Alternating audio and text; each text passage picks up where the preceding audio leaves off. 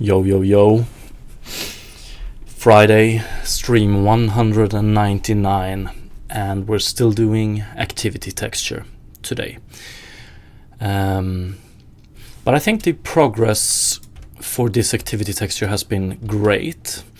Haven't really had any big problems. It has gone smoothly, and now it's just we want to improve it a bit.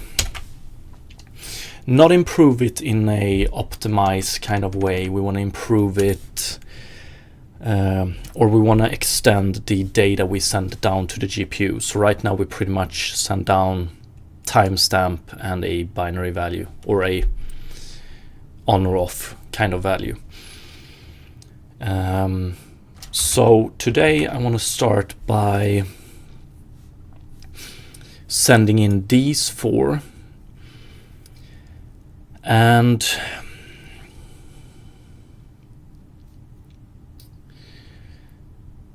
we're going to try and figure out how to do this in a nice way. But also, when we stopped streaming yesterday, we were working on a problem where I wanted to be able to set a full I wanted to be able to set a group of data or a set of data at one time instead of setting each data on its own pretty much. So I think we're gonna we're gonna start with that. So this is here we send down data for a collider. We update the activity texture, and it's these four values I want to set in one go. So instead of setting set terrain data activity height min, set terrain data activity height max, and so on and so on, I want to set all four in one method pretty much. But how exactly we should go about doing that, I'm not entirely sure of. So we're going to start there.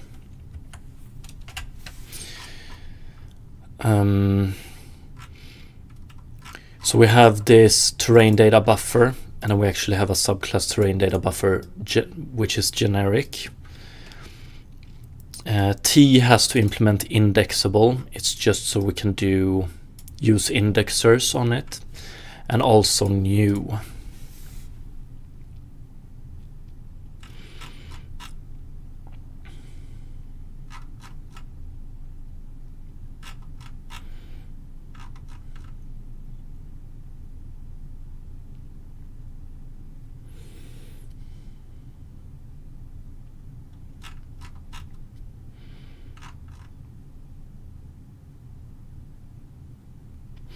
So I wonder if I just want to do it like this, honestly. Indexable. Can we define? It would be nice to be able to define some type of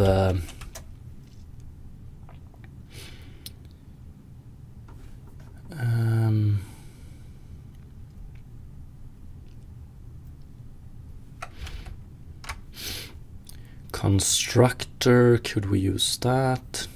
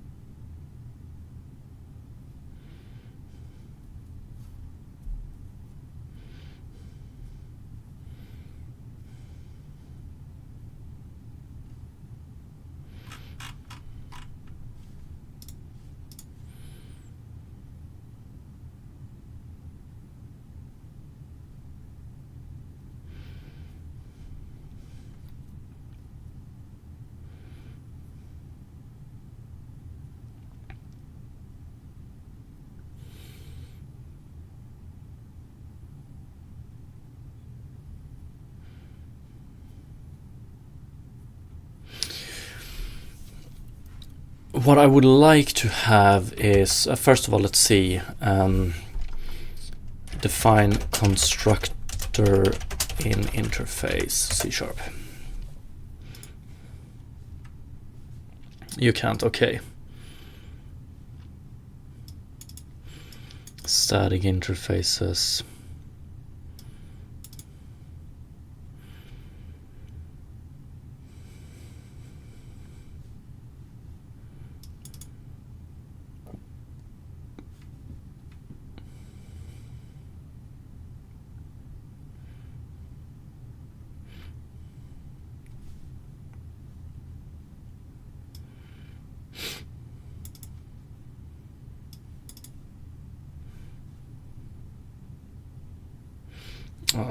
We don't want to do this kind of stuff, I don't think.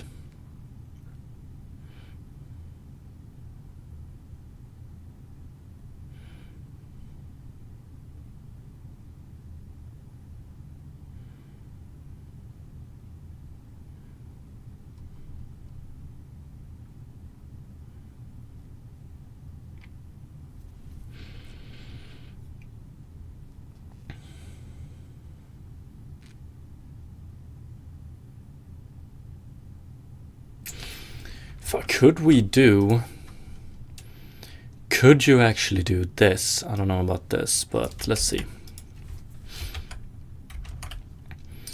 Could you do something like public byte this no, that wouldn't work. But we could probably do, I think it's enough by doing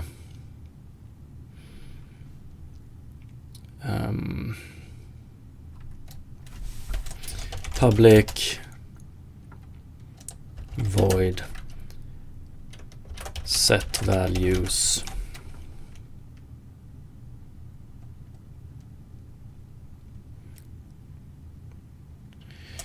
we can do int index byte value,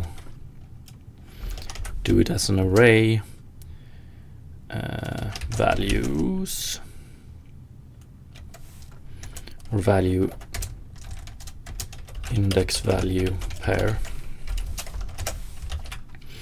and then we also fix params like this.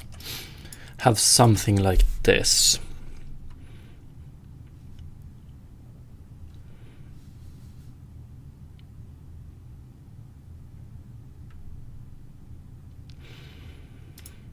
And in this one, it would be nice to be able to use this one. But what bothers me then is when we have this with timestamp, we set the timestamp for each of these, but maybe that's okay. Maybe it is.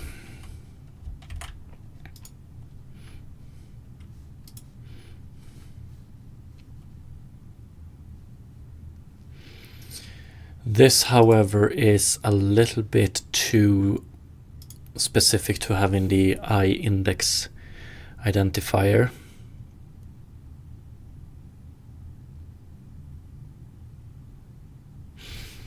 So maybe we should just do it like this for now. Terrain data buffer.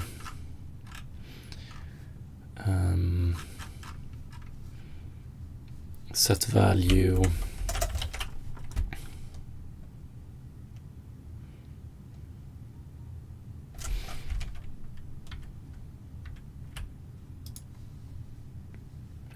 Do indices like this.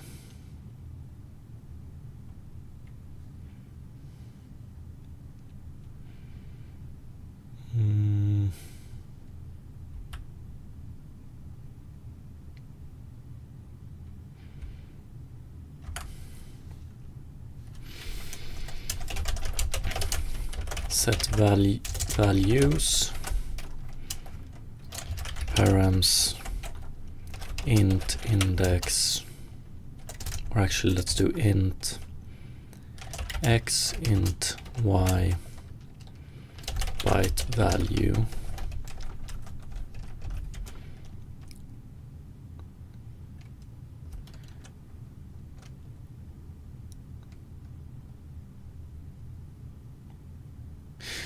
feels like such a weird way of doing it though.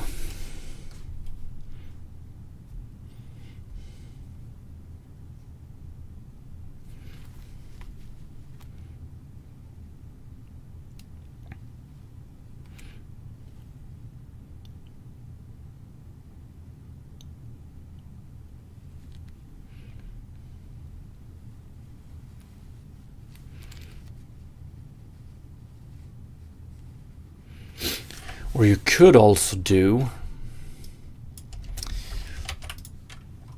this bothers me a little bit though, because I would like it to be so, or I would like terrain data and terrain data with timestamp. Keeping them hidden here in terrain data buffer would be quite nice.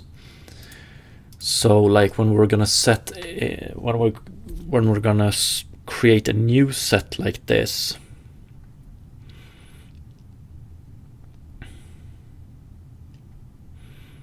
like what we could do is we create a new set of terrain data here, and then we just set terrain data.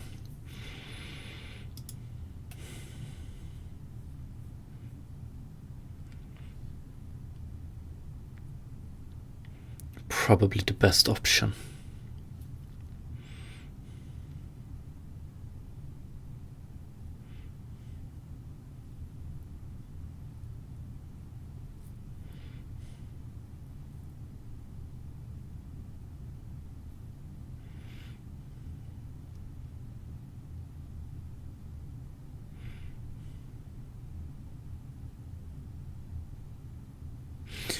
That would screw up with our generic here, right?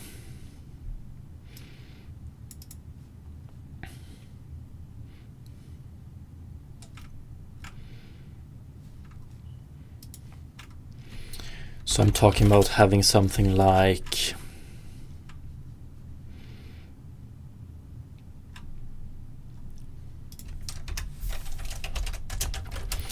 public abstract void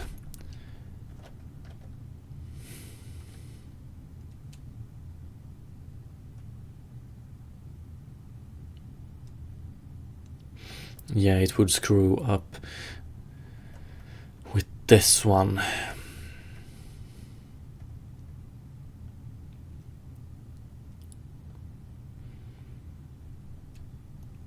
Like it would be nice to have something like this. T data.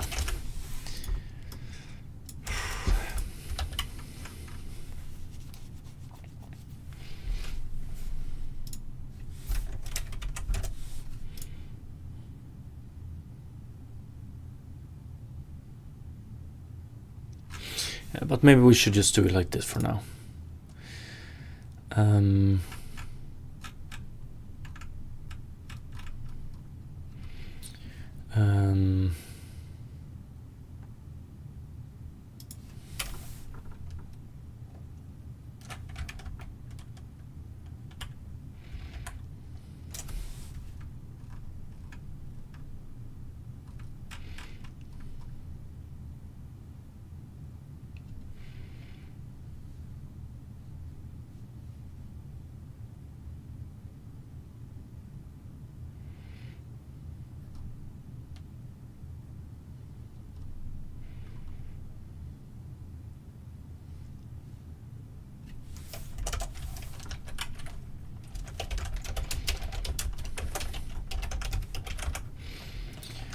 Set values.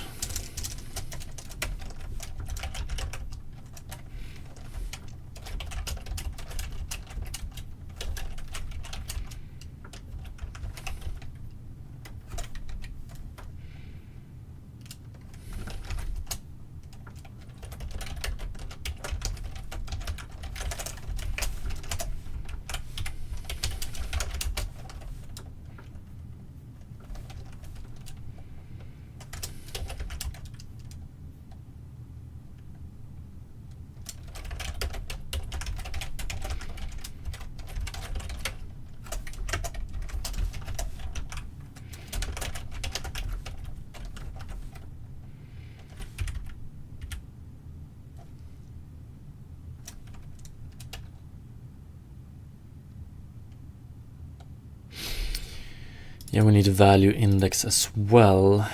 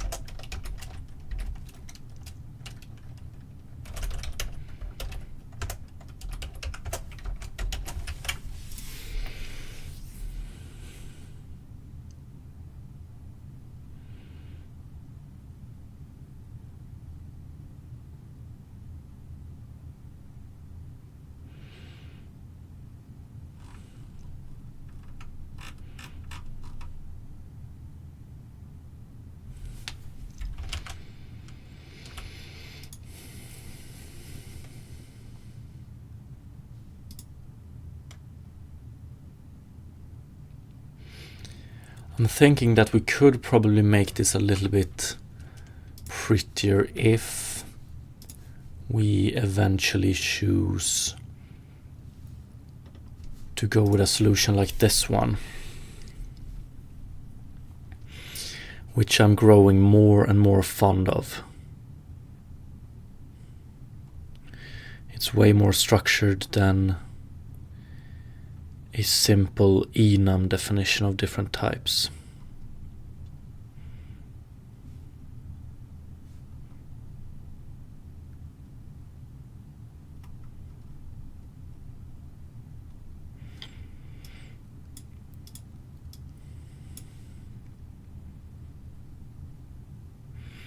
And I love seeing things like this.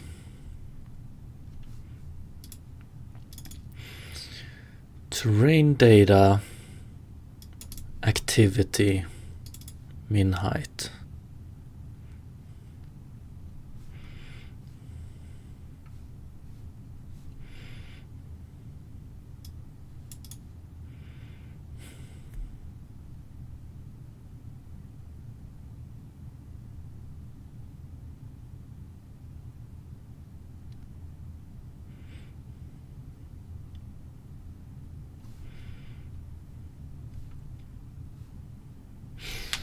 Oh well.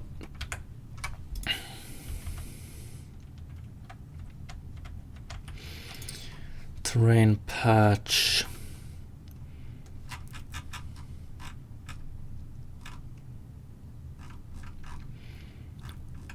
Set terrain data.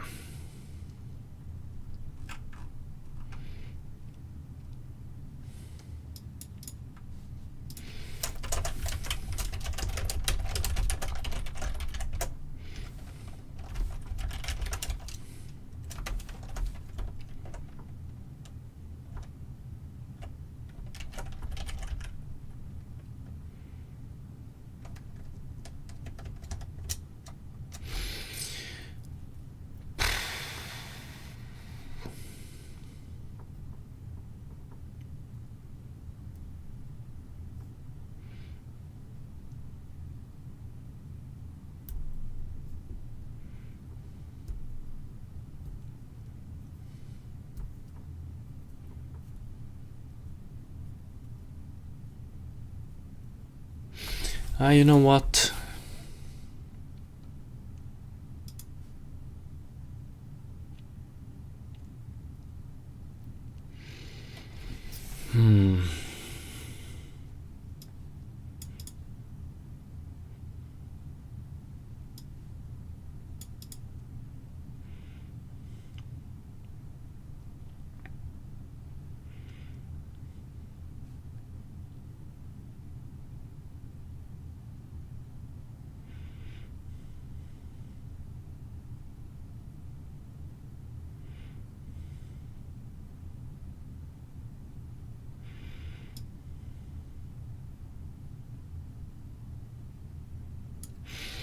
Is there really no better way we can do this? Right now.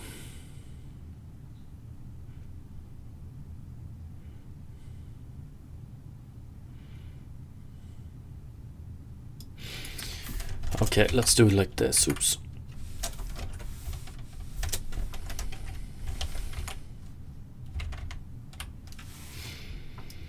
Let's skip this one for now and just do terrain base.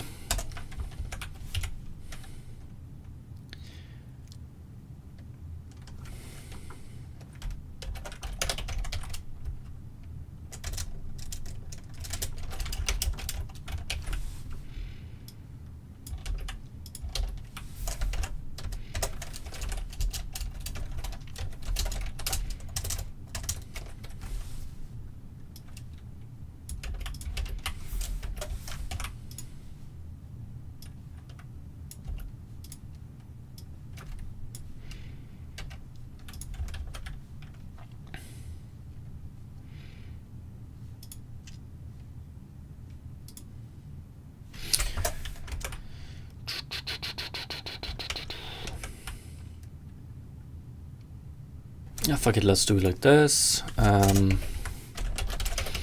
Vector2 int terrain patch index.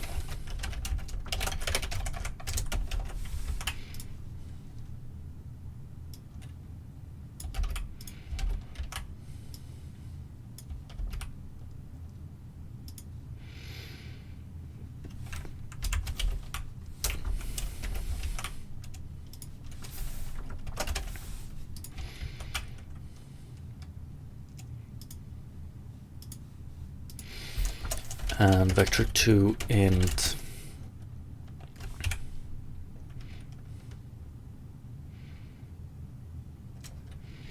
data index.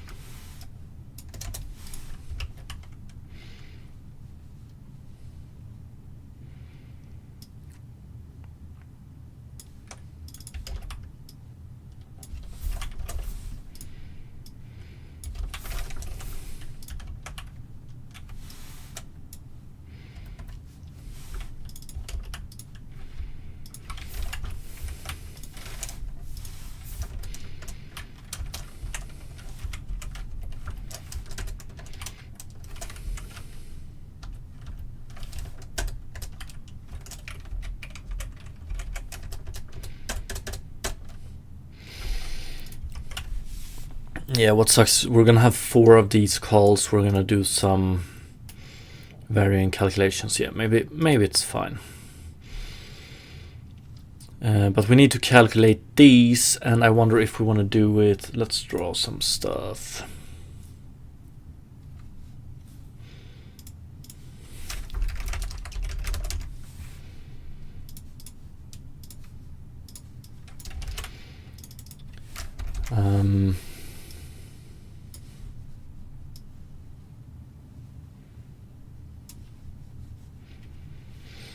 So for this point here, we want to get minimum. We're going to compare with this collider. So I wonder if we want to, this collider might be a little bit under the ground. So we want to take that into account. So first we offset this point to a new point here. Then we shoot a ray up here. We just check for intersection with this collider. At first intersection, this is our height min. Then we offset this a tiny bit, so we get a new point here, and then we raycast a second time. Intersection, that's our height max. So 2 raycasts to calculate these 2 values.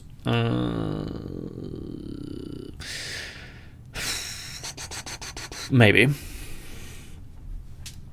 Then we want to get the direction of this one, and I think it's up to entity to keep track of that.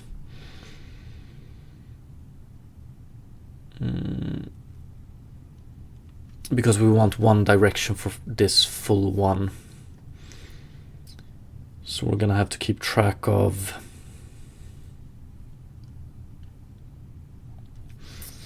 we just do we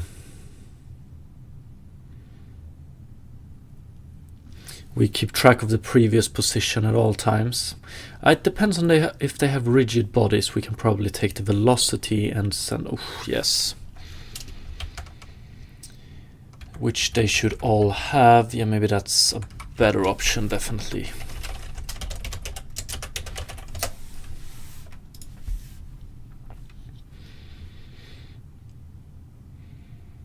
Yeah, so we go for velocity.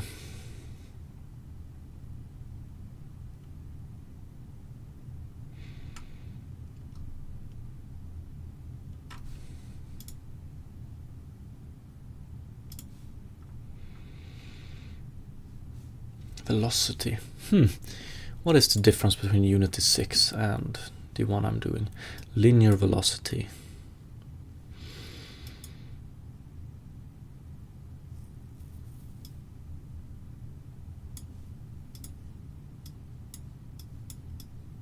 Okay.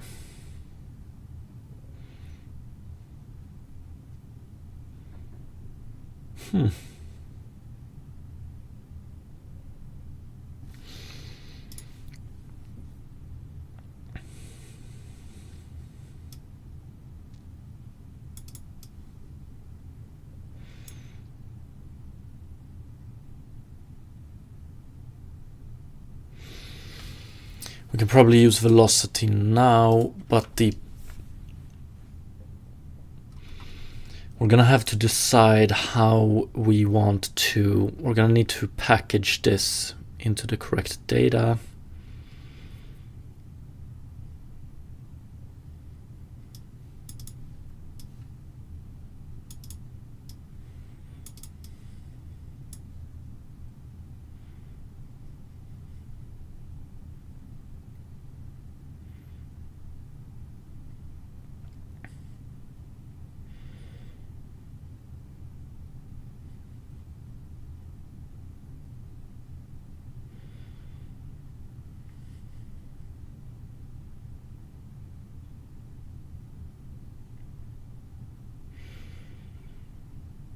It should be okay.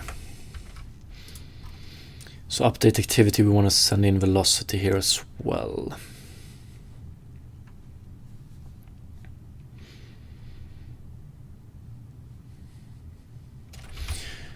Let's just take a look at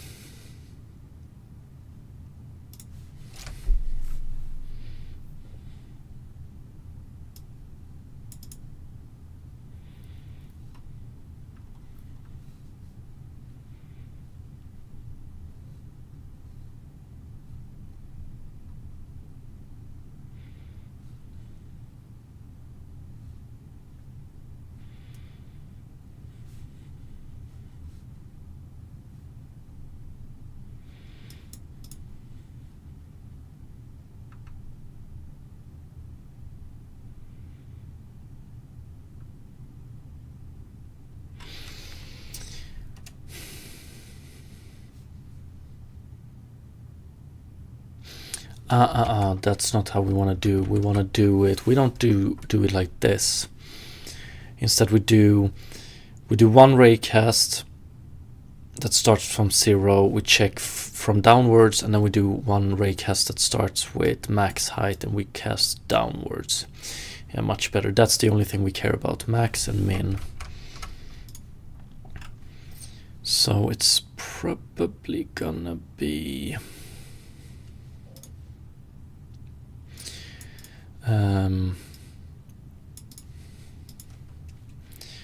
P minus, or we can do M minus. I like that best. Delta times vector 3 up.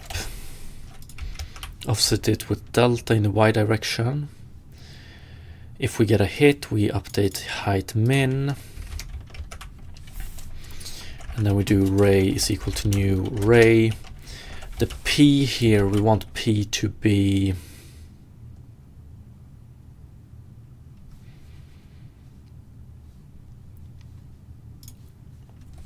P plus max height, and we know this one from height range here. But then again, height range, it basically tells us what is the maximum height for anything terrain related. So not maximum height for anything located on the terrain.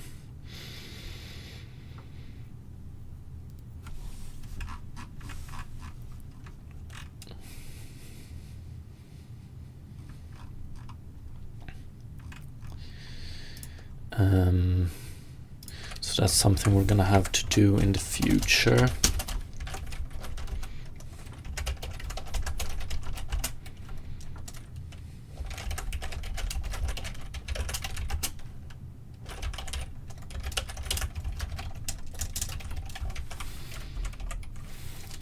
So we were thinking height range dot max plus 10 maybe is enough. So the maximum position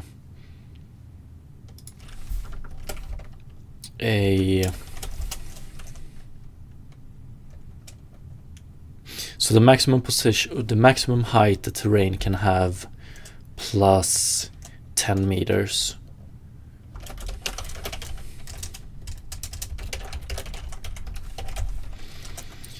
That's our new ray, and the direction is down.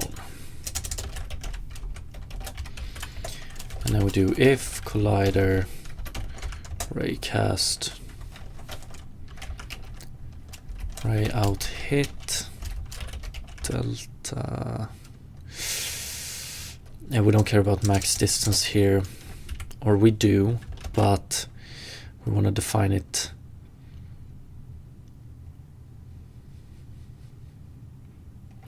as height range dot max plus 10, I think, as well.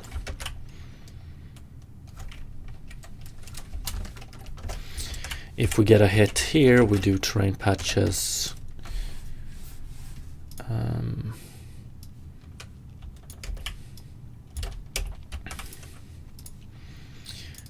But we do activity height max.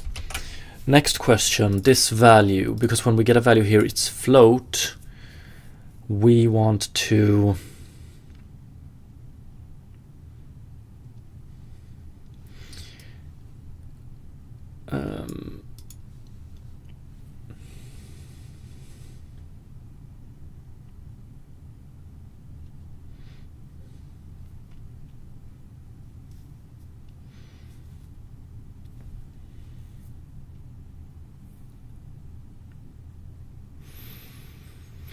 yeah, I'm pretty sure in this case we want to do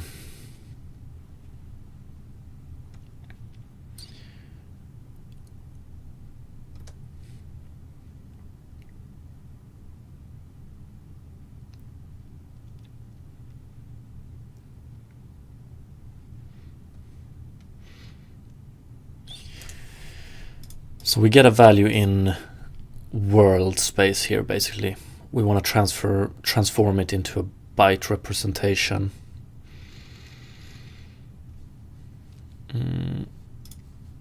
So we do height range inverse lerp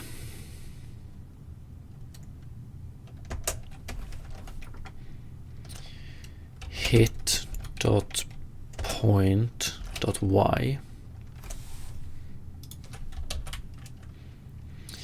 Yes, and then we do times 255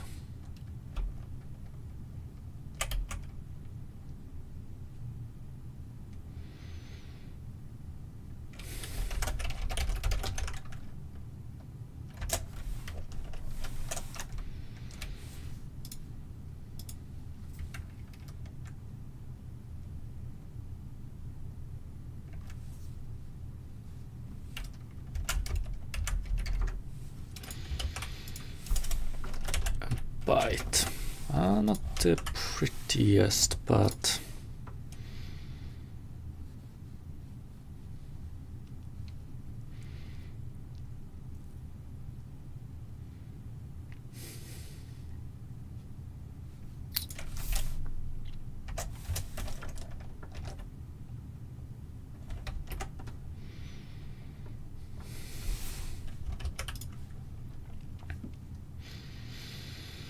and then we want to do the same thing here.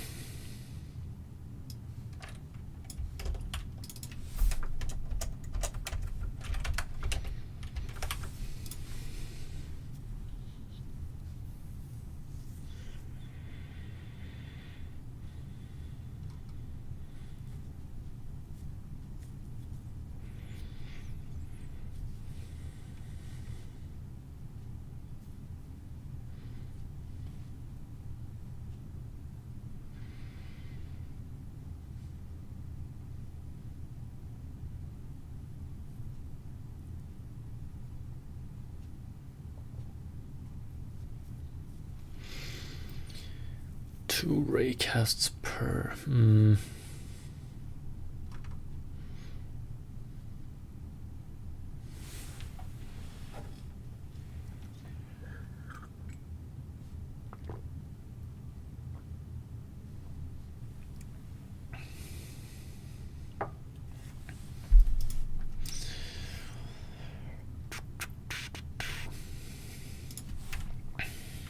Collider, yeah, we should be able to get the rigid body from this one, shouldn't we? Nah, maybe not.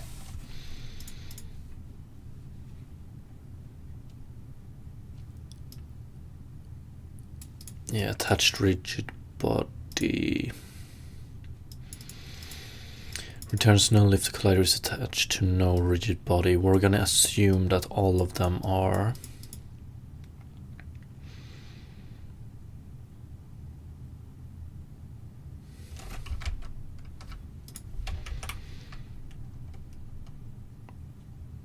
Actually, no. Update activity might be called for colliders. So our static entities calls update activity at the start of the frame, and they don't have rigid bodies.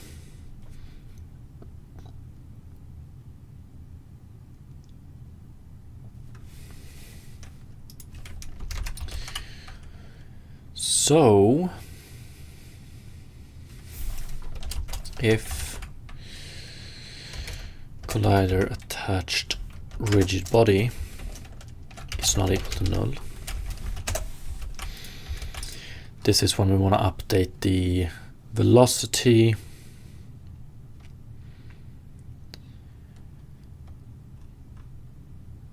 related stuff.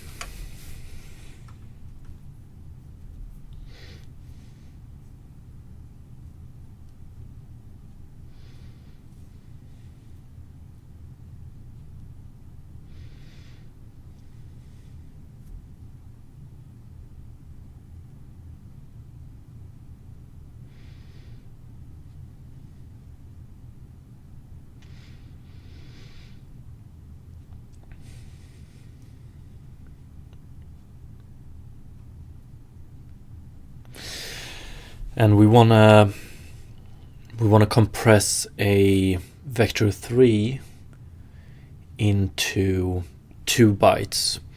One of the byte is gonna have the length of it, and the other byte is gonna have the direction of it. The only reason we can do that is because we constrain the direction to the XZ plane, and we truncate the value basically.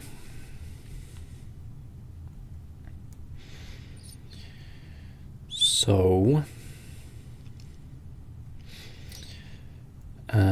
The truncation of the direction we can do pretty easily. We want 360 degrees, or we want to be able to represent something between 0 and 360 degrees.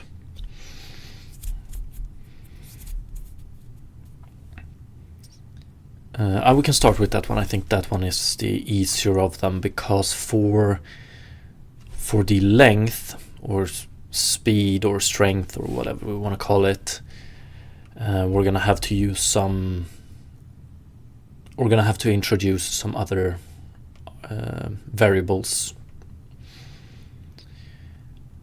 But let's start with direction. So we do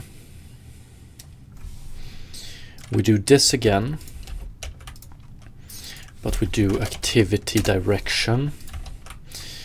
And for this one, we do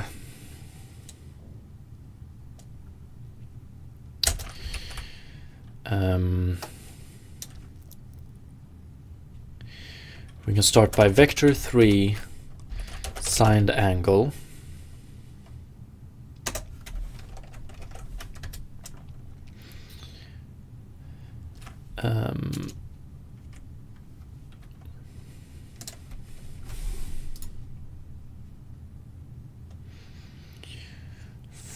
From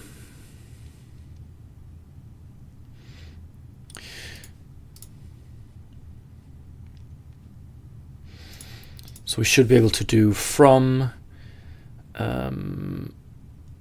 collider attached rigid body dot velocity vector 3 forward and vector 3 up. So then we get a signed angle. This is between minus 180 and 180. So we want to add 180. Fuck, is that true?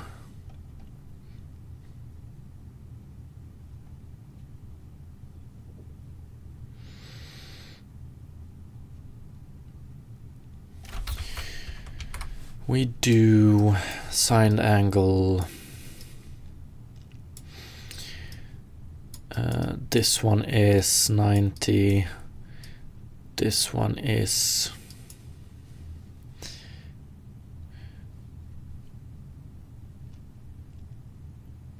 minus 90, isn't it? So if we add 180, we get to 270 here. We get 90 here.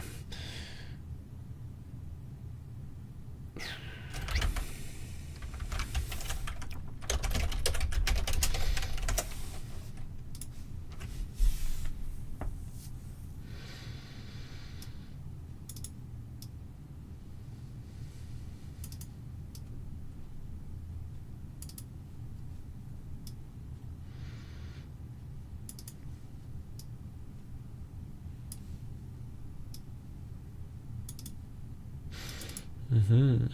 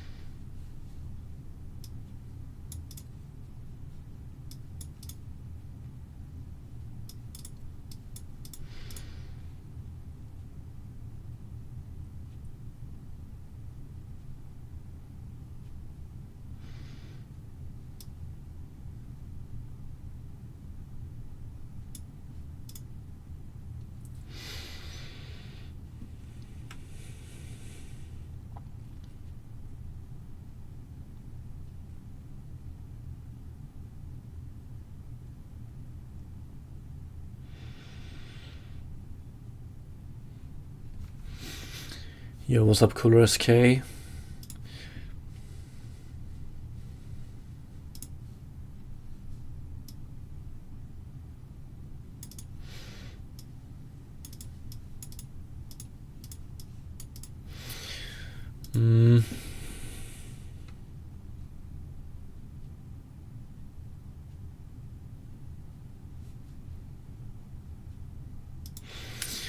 fucker, we're gonna have to do... If it's negative, so basically it returns... this one goes from 0 to minus 180. This one goes from 0 to 180.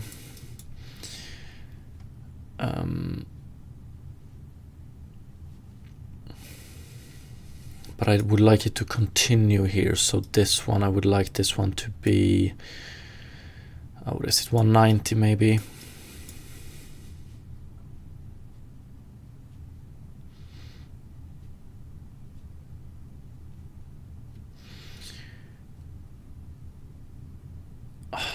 So we need to do abs.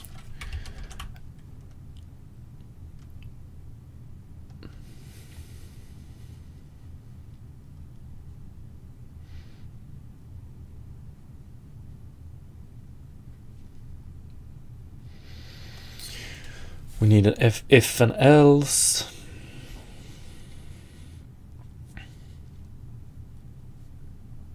If it's positive, we don't do anything. If it's negative, we need to do...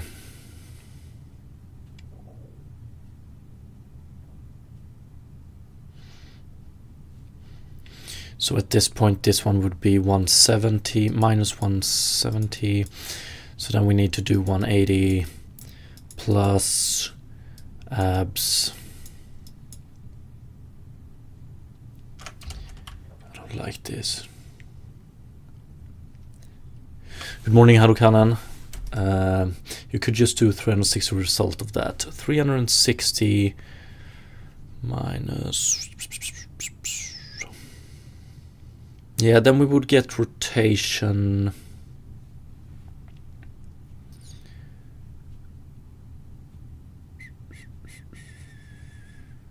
360 minus, so for this one we would get an offset of, so this one would go, yeah, we would get 360 here, that's nice, but then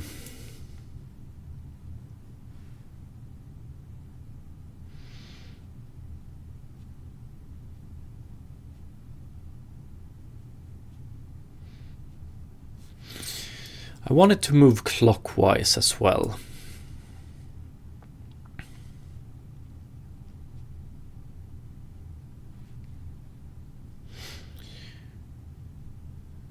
So if we do 360 minus...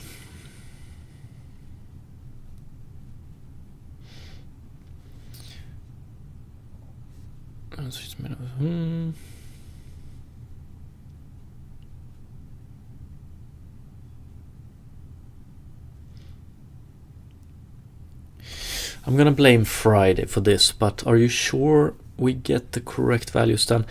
So what our aim is to get just a simple 0, 90, 180, 270.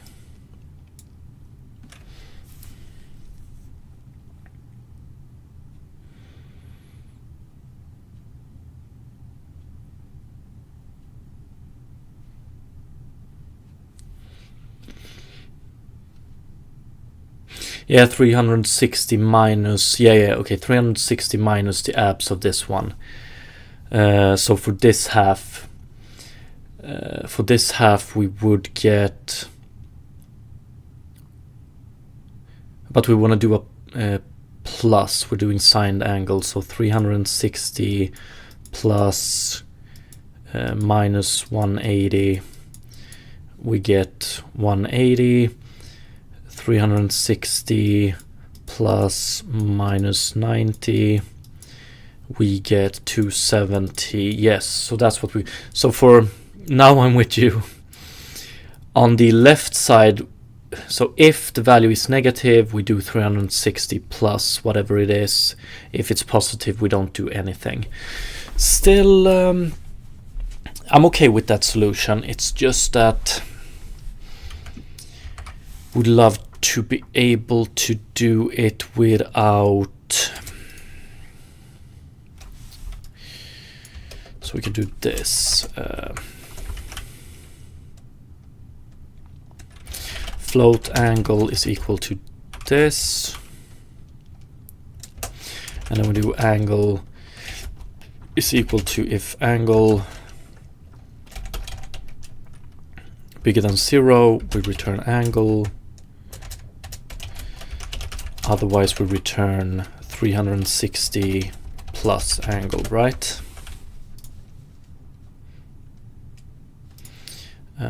F.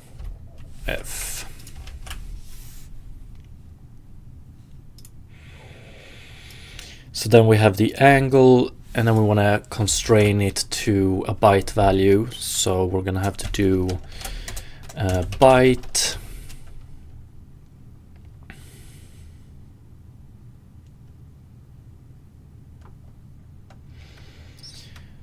mathf round to int.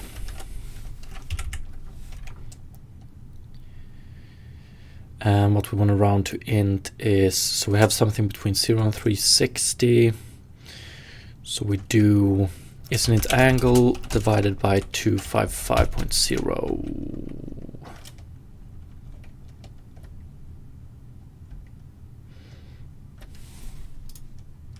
F.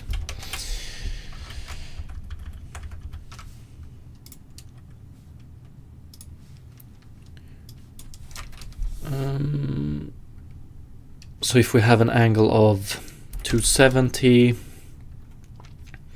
we divide it by 25. No. Angle divided by 360. We want to convert it to a portion, basically.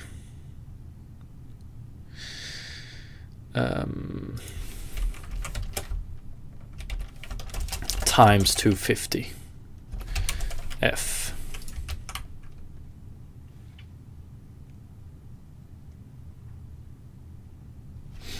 Morning coffee has been ingested. Time to jump on the bike and head for the office. You're welcome in 10 to 15 minutes. Welcome back, that is.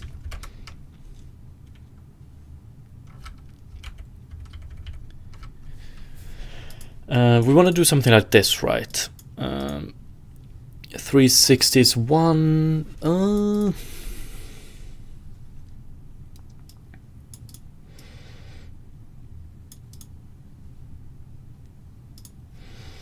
We lose one possible value here, do we?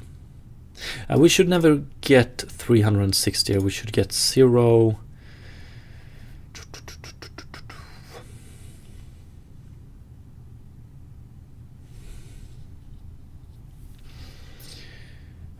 So 90 degrees would be equal to 0.25, 0.25 times 255, and then we round it to an int, so we get a value of 64.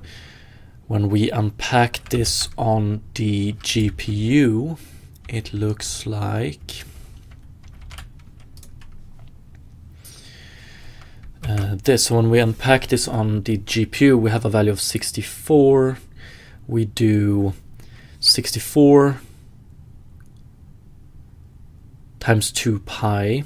Let's say that that's 360.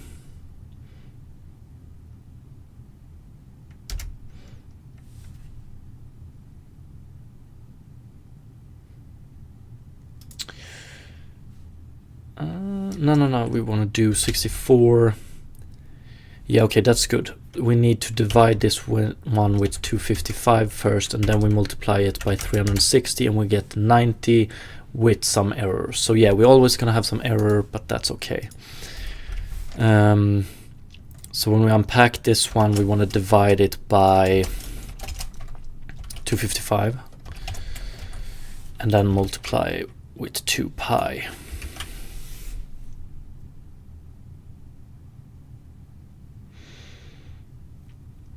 Hopefully that should be it.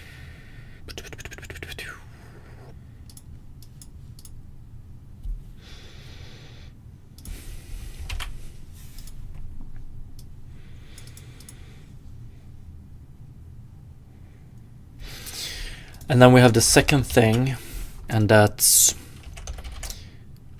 terrain patches, terrain patch index.x. Let's just copy this shit.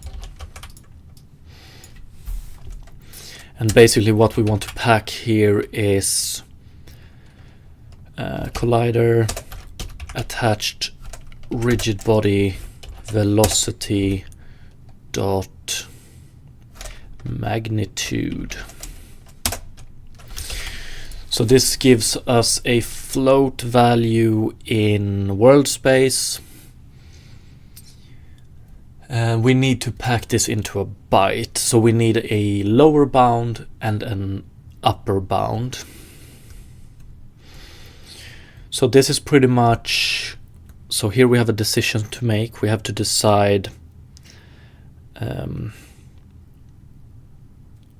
what is the resolution of this data, like what resolution do we care about on the GPU. Too big effects,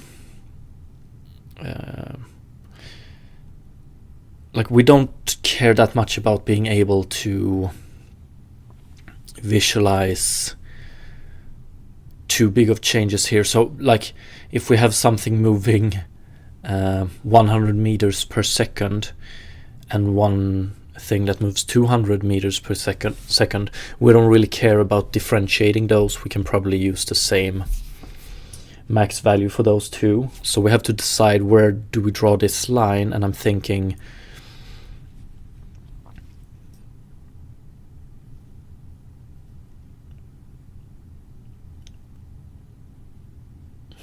so for instance, if we decide that the upper bound is 10 meters per second, that means that we can display, the lowest value we can display is, the highest value is 10 meters per second, the lowest value is 0, of course, but except for that, we can show 4 centimeters per second.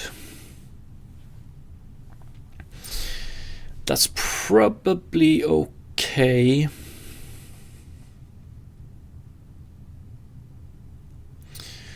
Four centimeters per second.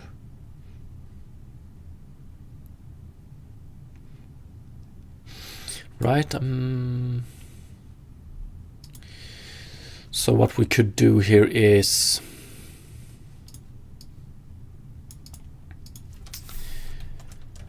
clamp, mathf clamp between 0 and 10.0. So now we have it clamped between 0 and 10, and then we do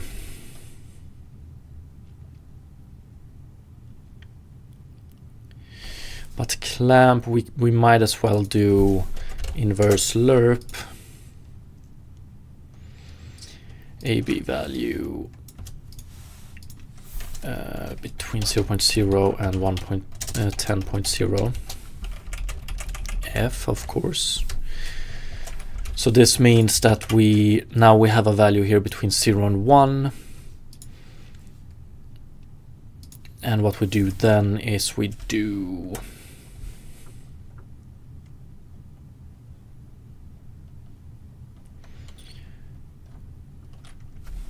byte math f round to int, and we do this one times 255,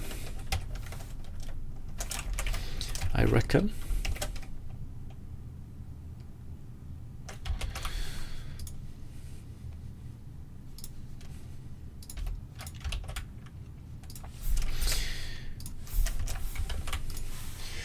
So something like this.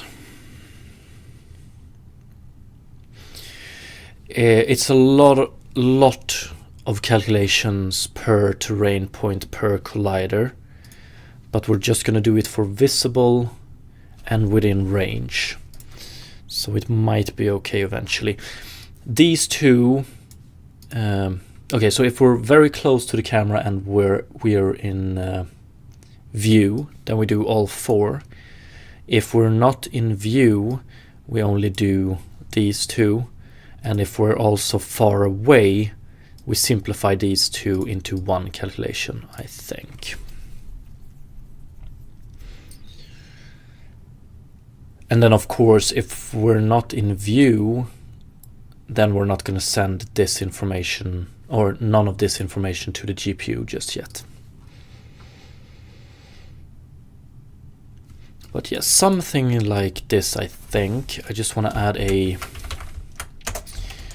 to define maximum velocity magnitude instead of hard-coded 10.0.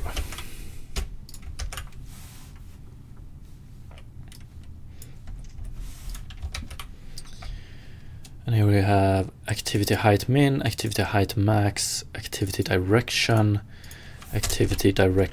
strength.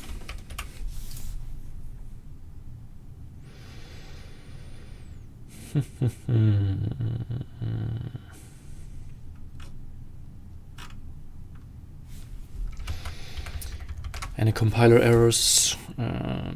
Guess we're gonna have to find out.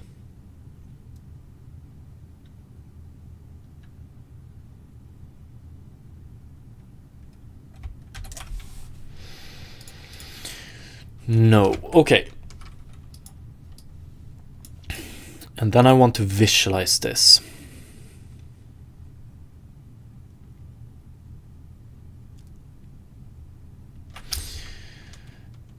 If we go to terrain, debug shader, we have activity timestamp here.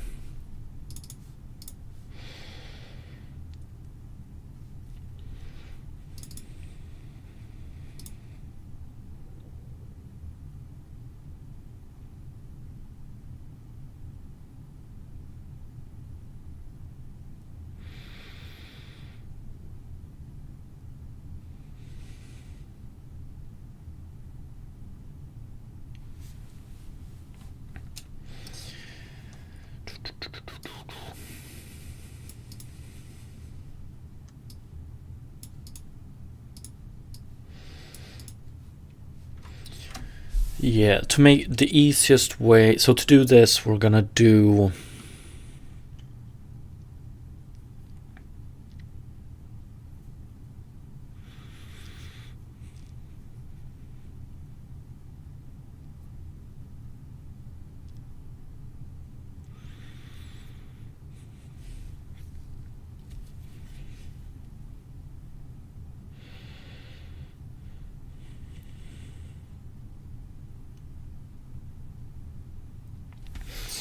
yeah, we're going to implement some additional terrain data debug mode.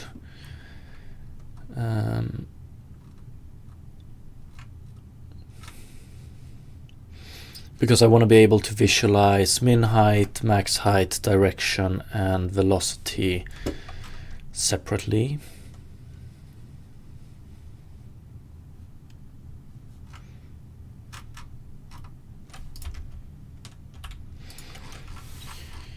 So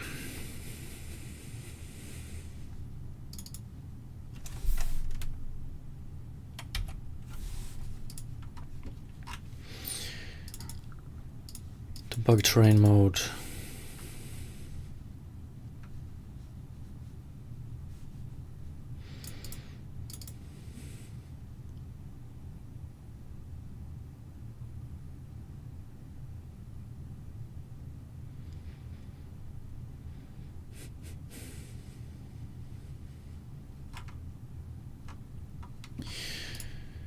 Yeah, this I want to get rid of as well.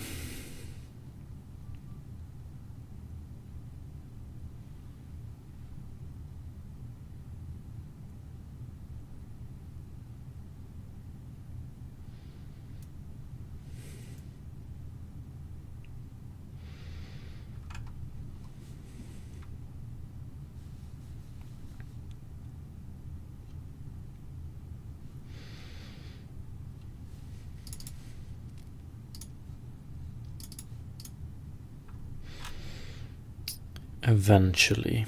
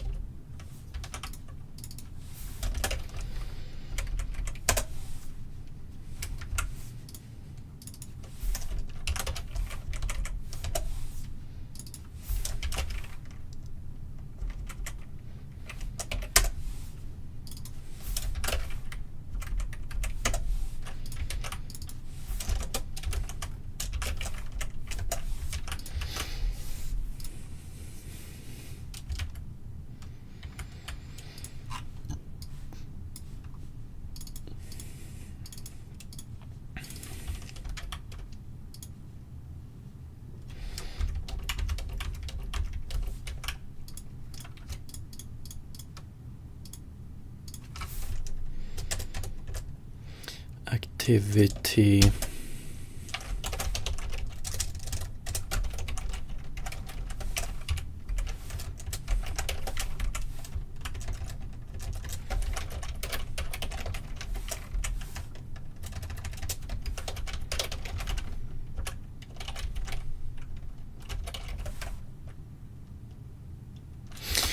the more I work with this, the more I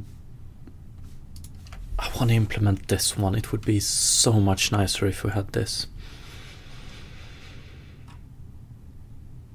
And then also merge, remove this one, replace. I think it would be so much nicer. But I'm not entirely ready to do it just yet.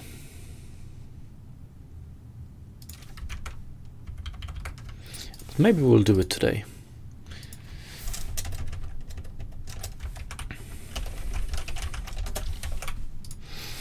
Because always when we work with this data, we're gonna have specific data, and then we're gonna have data groups as well. As we can see here, all of these belong to the activity data group. Height and grass belong to the base group, and water belong to the water group.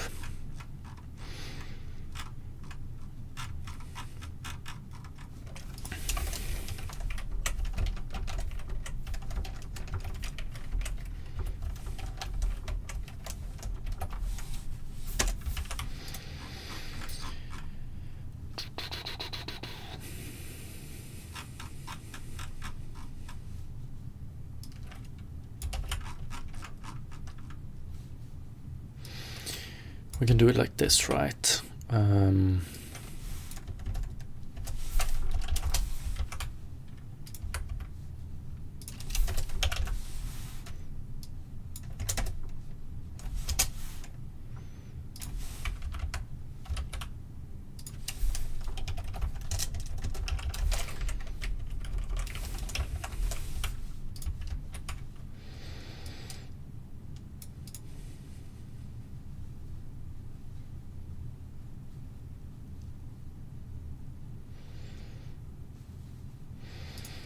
Activity color.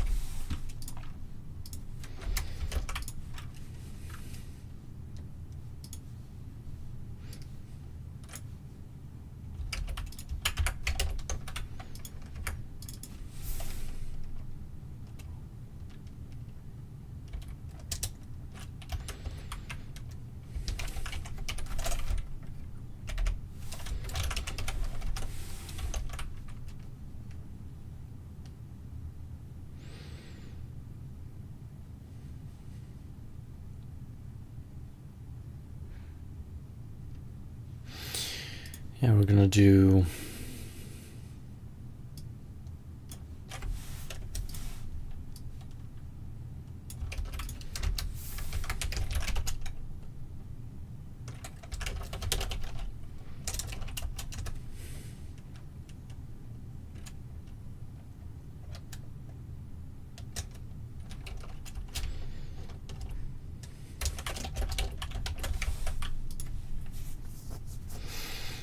this is actually for timestamp.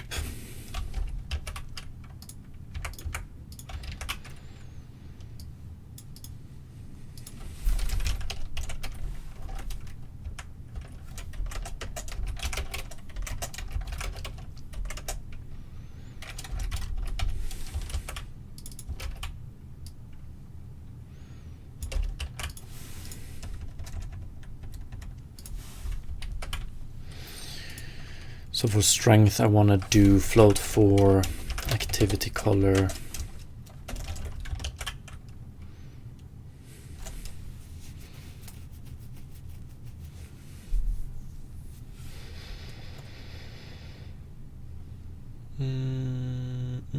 Redark, what's up, what's up? Inverse lerp.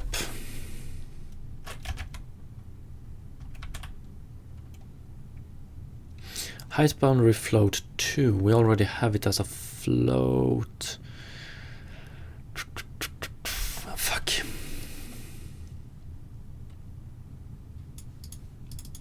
And that's good.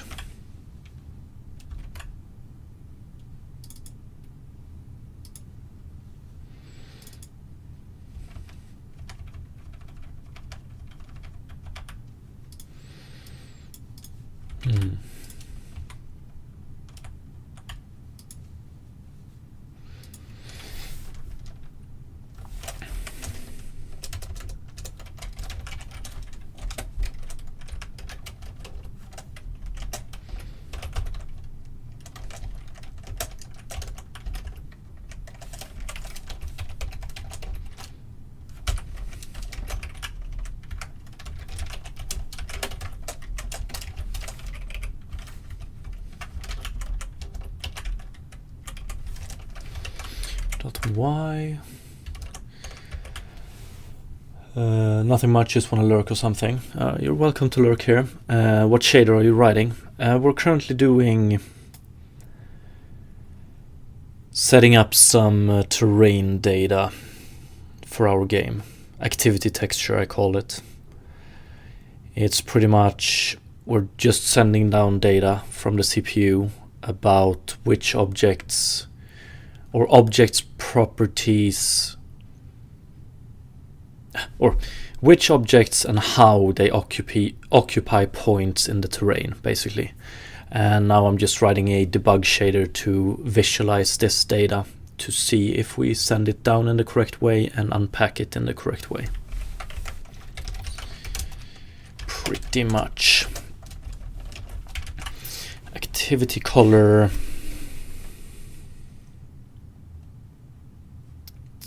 Yeah, so now we're doing the direction. And yeah, we don't need to do divided by 255 here, which I previously added because this one is already divided like that, so that's okay.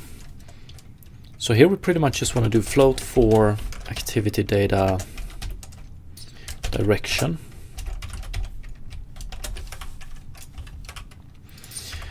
And lastly, float for activity color 00, activity data direction.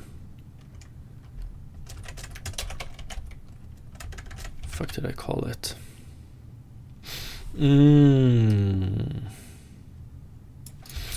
Yeah, why not?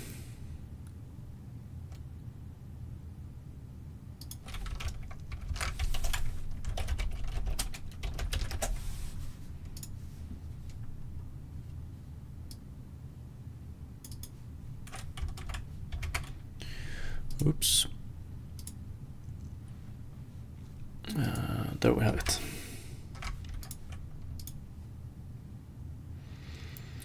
So let's do lots of maths and ifs. Yeah, that's usually how it goes.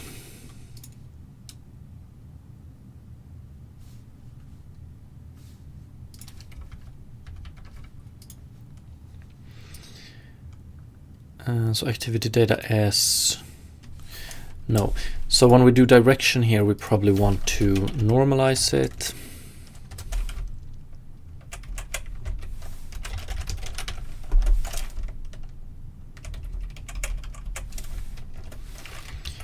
And when we print the strength here, we'd want to do length. But no.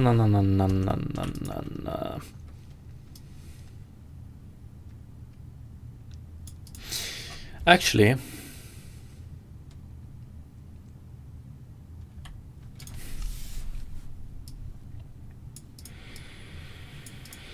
direction we might want to keep normalized.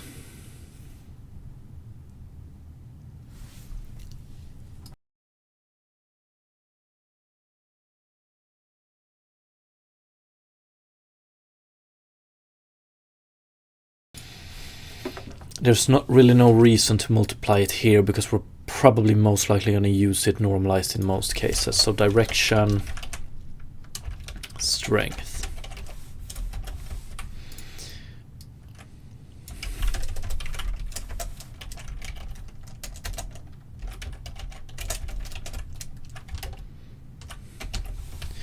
So we do it like this instead. So then we don't need to normalize this one. And here we just do strength. Might want to rename it later on.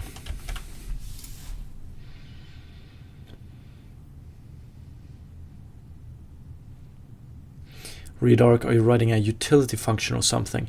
Yeah, basically this is just debugging data that we send down to the GPU.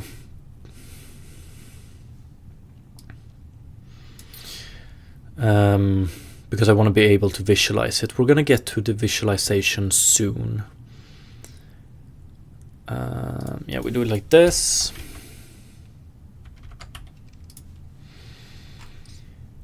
And then we want to fix these as well.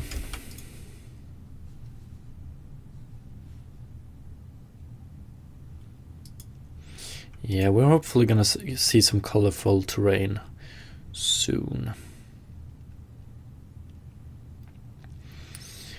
So let's do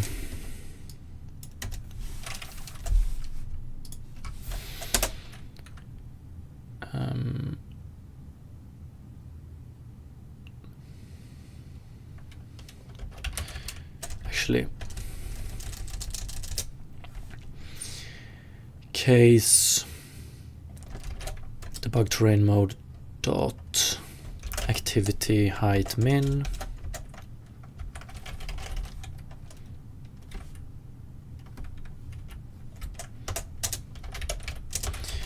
Case max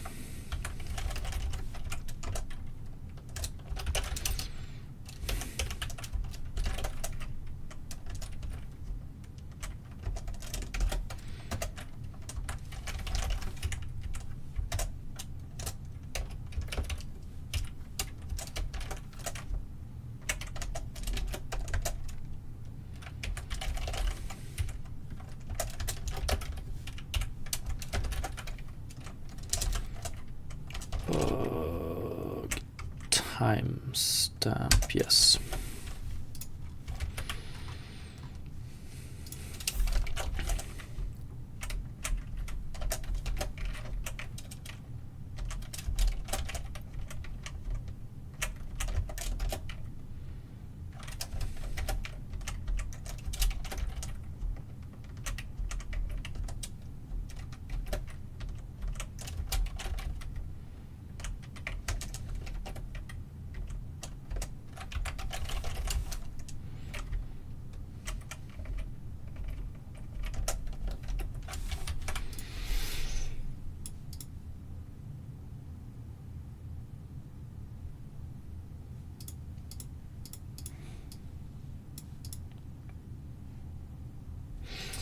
Redoc is the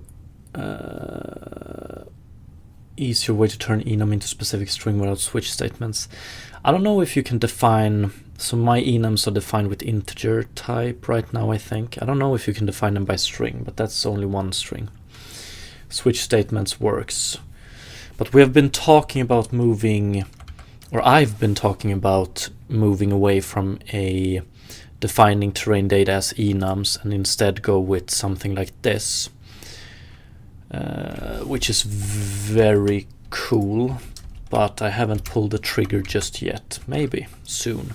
Then we could simplify a lot of things. A lot of things. Harukaran took a bit longer, got into conversation with salespeople on a Friday. That doesn't sound like a very good start to a Friday morning. I can't do public enum string, it seems. It's my understanding that this is probably the easiest way, the best way.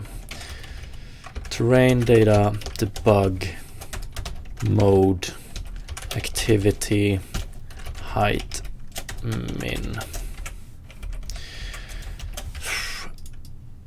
Sometimes using enums as the smallest building block is nice, but I've started not so fond of it anymore.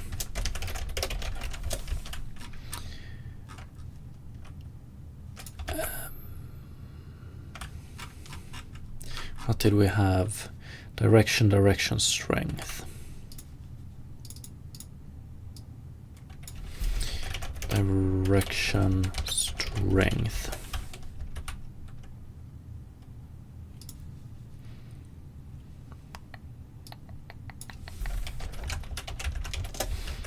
Timestamp.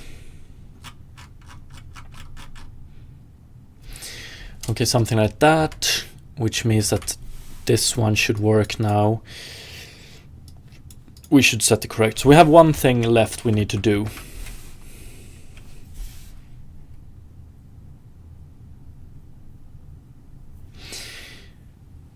Yeah, you could do it with dictionary.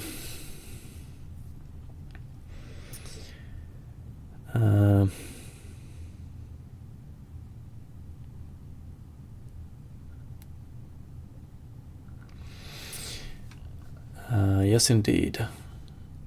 So what do we have? Input handler, debug mode. Let's add.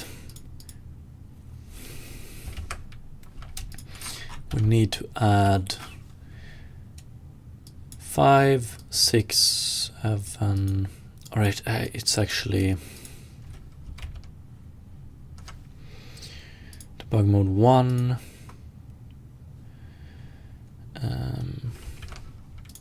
1, 2, 3, 4, 5, 6, 7, 8, 9.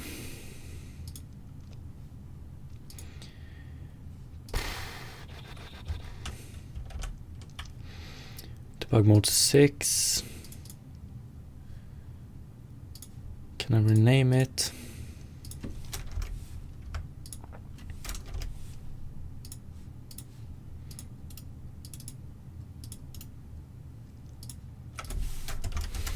Seven, 8,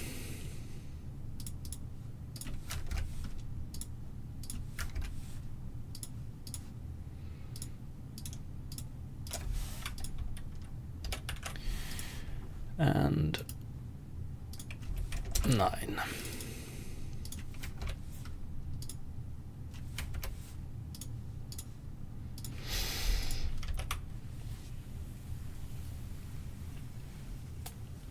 Rockadoodlemon. Yeah, basically. Nah, I haven't decided on a name yet. Probably not gonna do in the near future either. Working title Doki. But we have a game called Doki Doki, right? So don't want to go that route. Let's see if this works. Let's do it.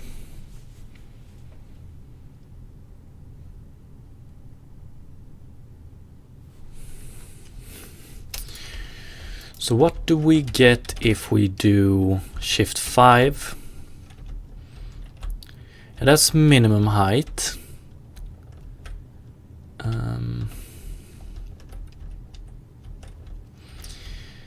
I don't like these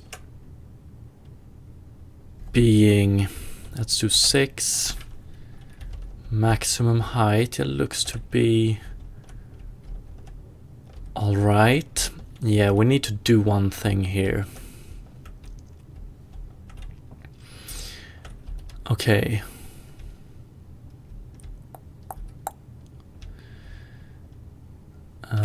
So minimum height, maximum height, not entirely correct. Direction.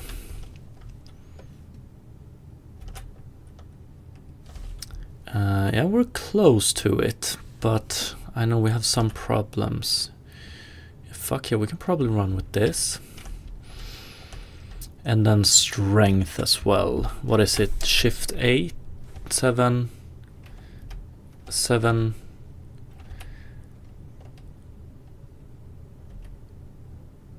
Eight doesn't look too good.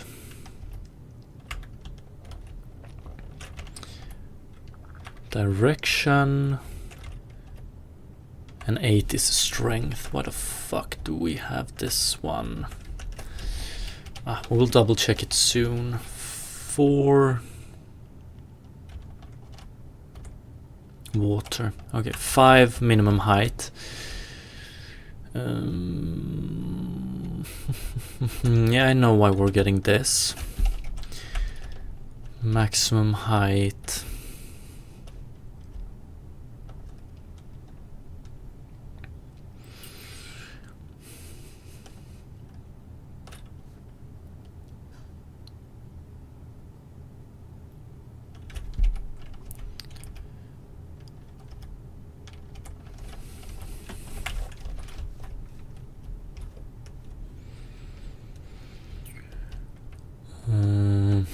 We're visualizing data here on the terrain. I think, yeah, we need to override the data.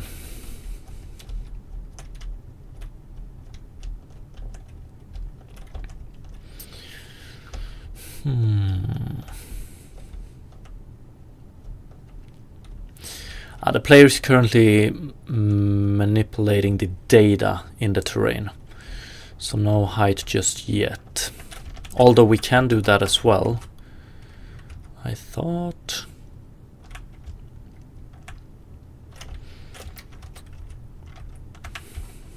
Yeah, we can manipulate it, but we can't show it in a good way right now.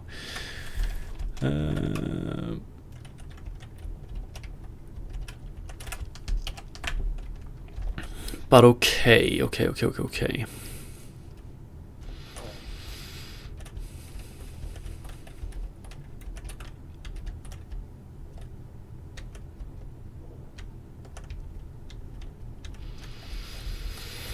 So we have to make a decision. When do we want to manipulate? Like when do we want to override data? Basically, that's about it.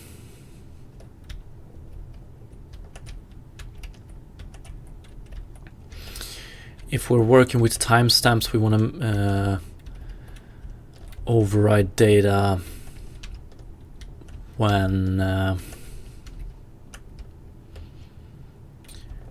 we have a new timestamp, but we also don't want to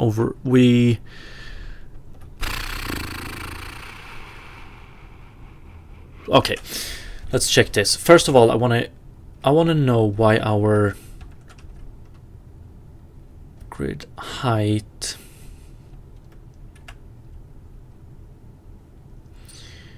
why don't height work anymore?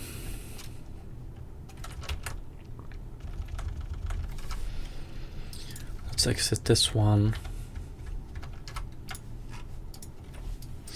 Grid height, terrain debug shader height. Get terrain display. Yes. because what we do get here now is terrain base data, and then we do terrain data height, terrain data height.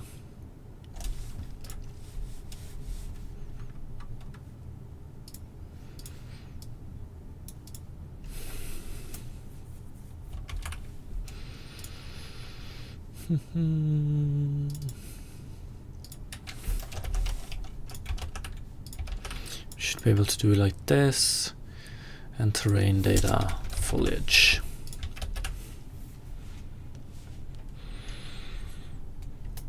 No shader autocomplete. No. We're doing this hardcore style. We should actually have it. I wonder why it didn't give us it in this case. So for instance, we can do activity data dot, or so I thought.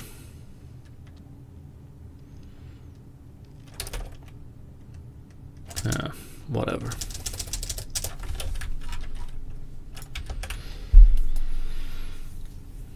Okay, so this should fix the height and foliage. Okay, so when it comes to the height, we have a problem to solve here in this portion of the code, and that's when to update the data and how to update the data. Do we want to do any comparisons? When do we want to override something? And yeah, things like that.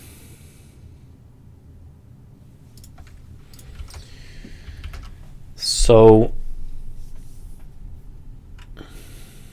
and not here, but here.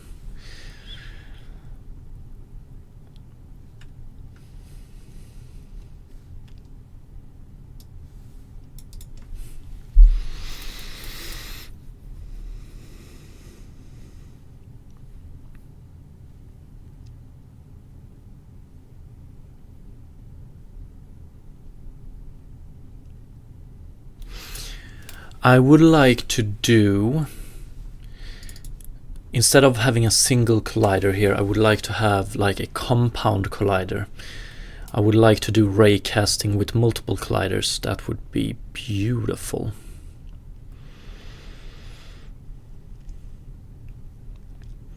Won't solve the issue of having multiple objects occupying the space, however.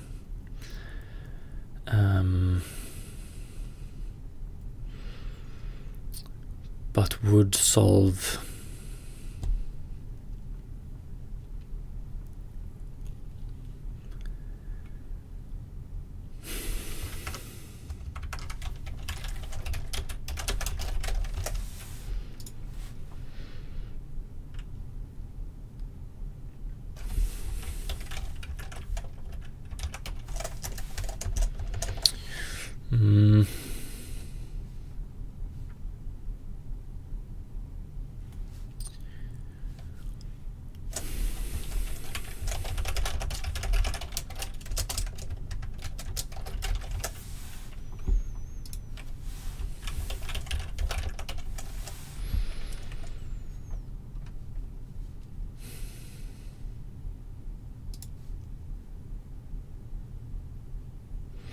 I don't want to use layer mask here, but fuck, maybe.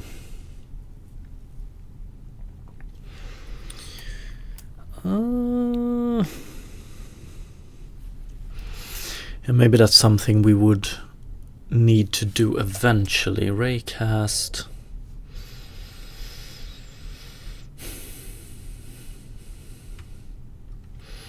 Unless we have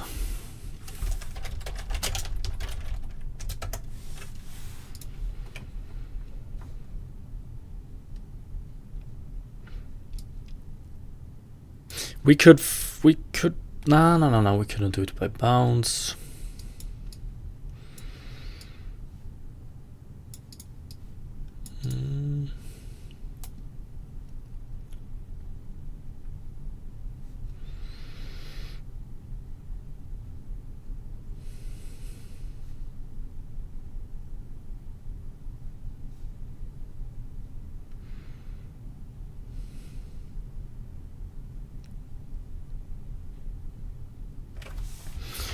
So it would be beautiful if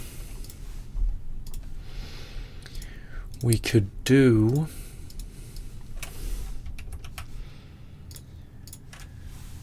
let's say that we have compound colliders that we have the ground here, we have data points, and then we might have compound colliders that looks like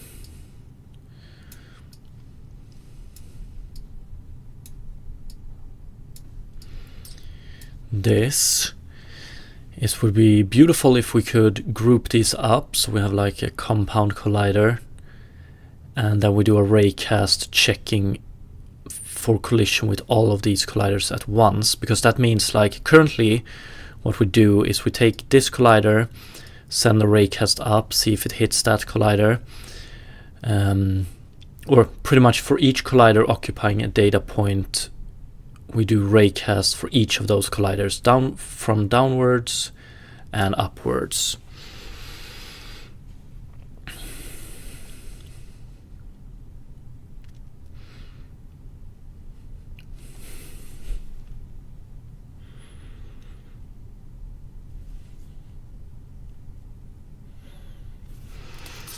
We could probably do some cool stuff to avoid doing it as much,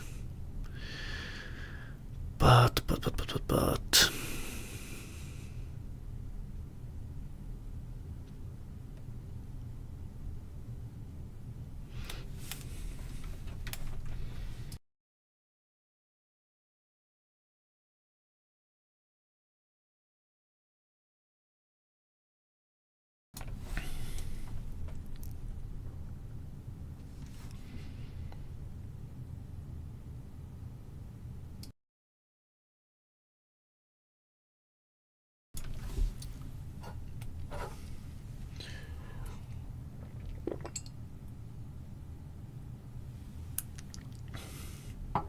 I don't want to rely on layers. One sec.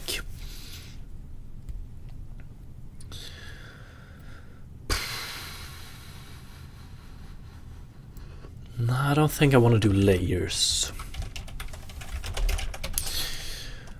on set of colliders.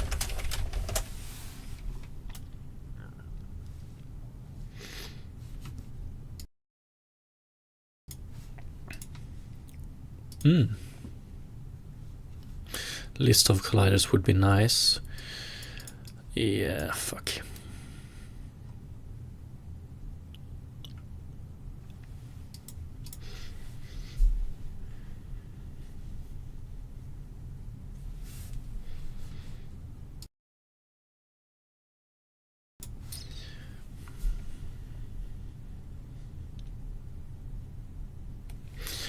I don't want to do a switch layer solution either. I don't think that's the way to go.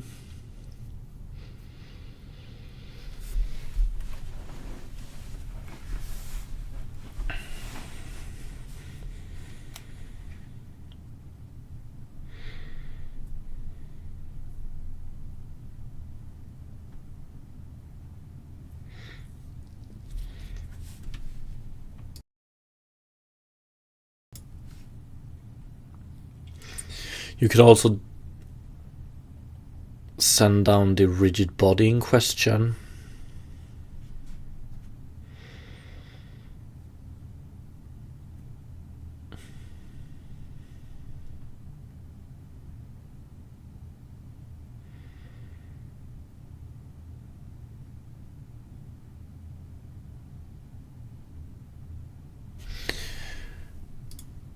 It would be amazing to be able to do raycast on rigid body.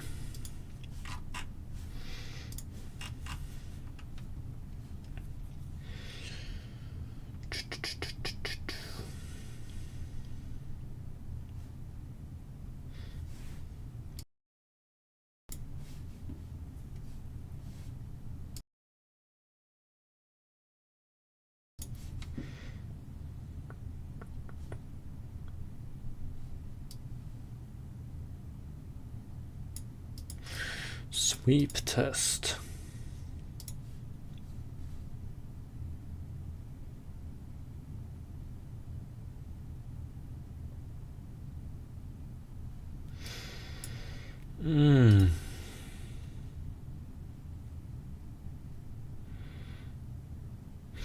That's fucking beautiful.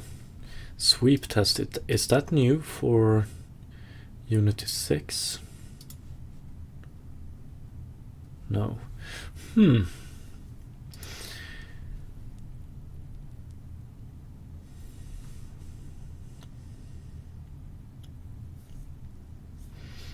Very cool.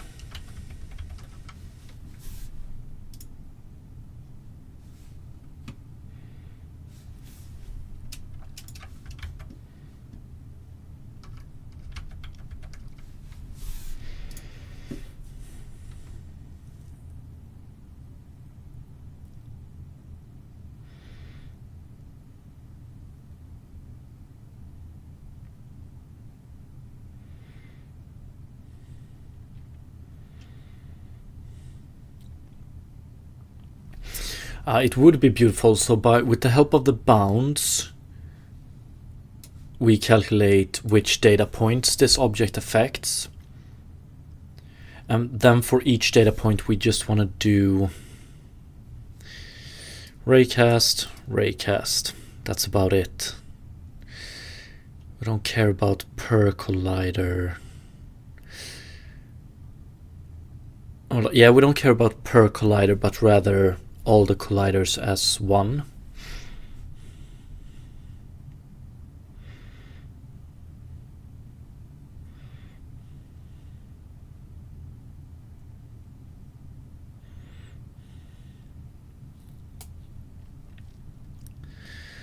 Raycast by layer.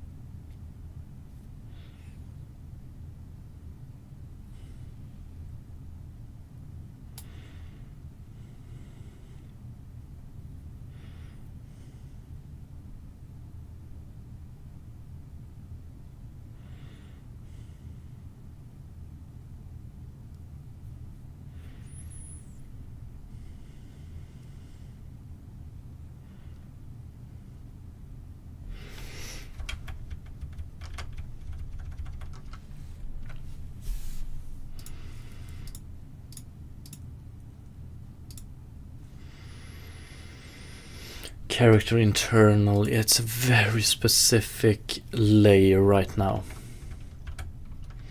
Extremely specific layer.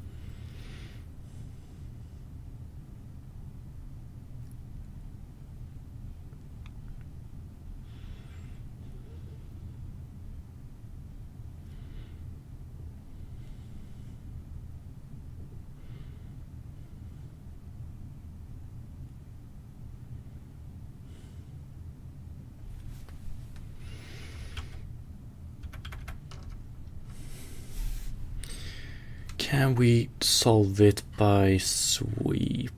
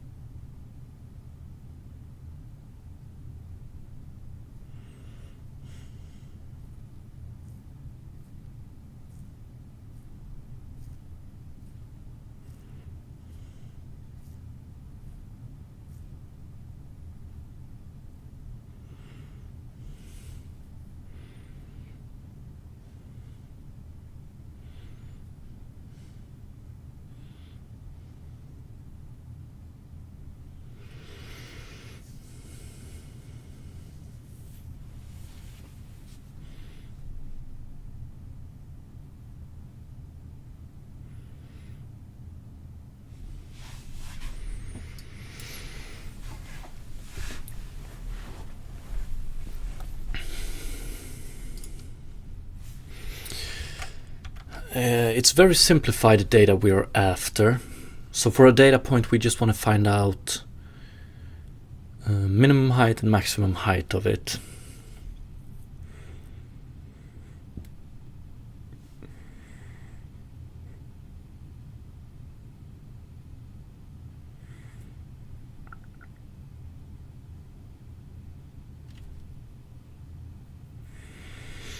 We have sorted out affected points.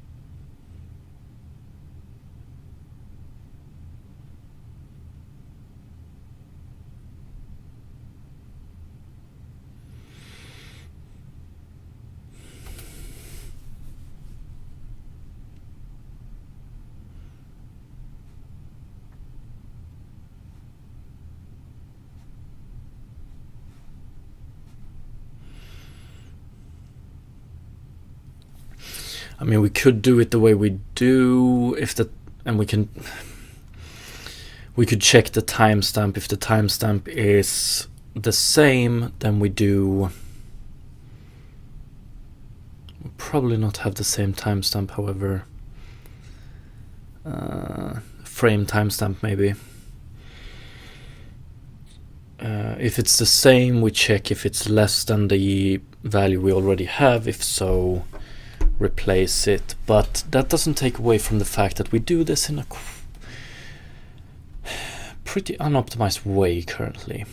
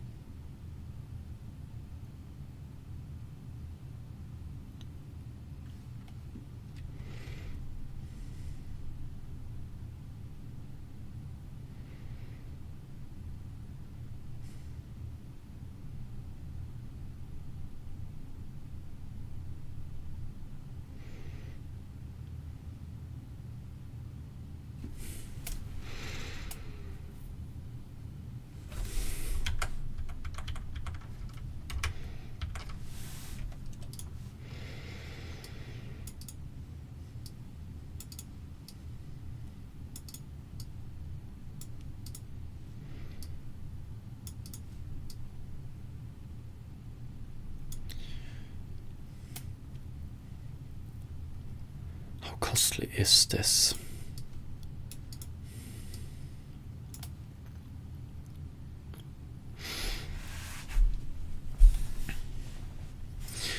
Like if we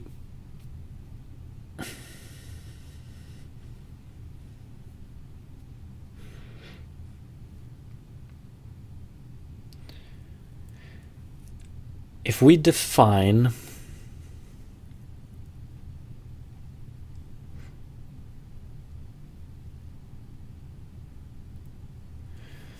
a micro collider layer and a macro collider layer, and we put internal colliders in the micro and external colliders in the macro layer, then we can probably do this in a very optimized way. But I don't know if I want to define something like that, or how much constraints that will add to the system eventually. But yeah, it would probably be best, because then what we would do is in update activity here we send in bounds.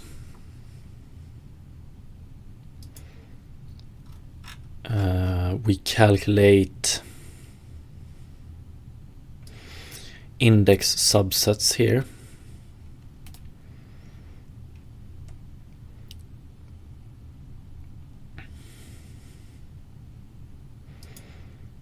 So in a nice way, we pretty much calculate all the affected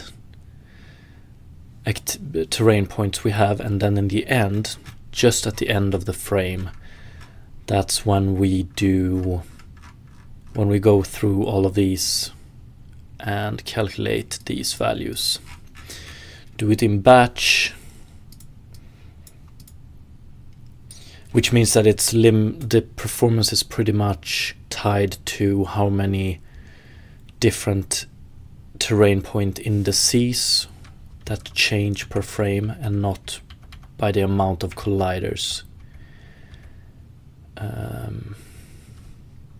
that affects terrain data points. If that makes sense.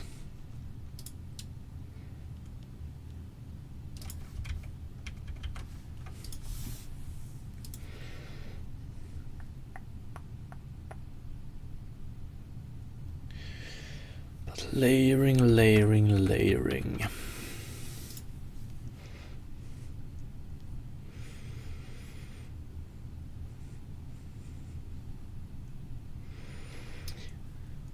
Layer character.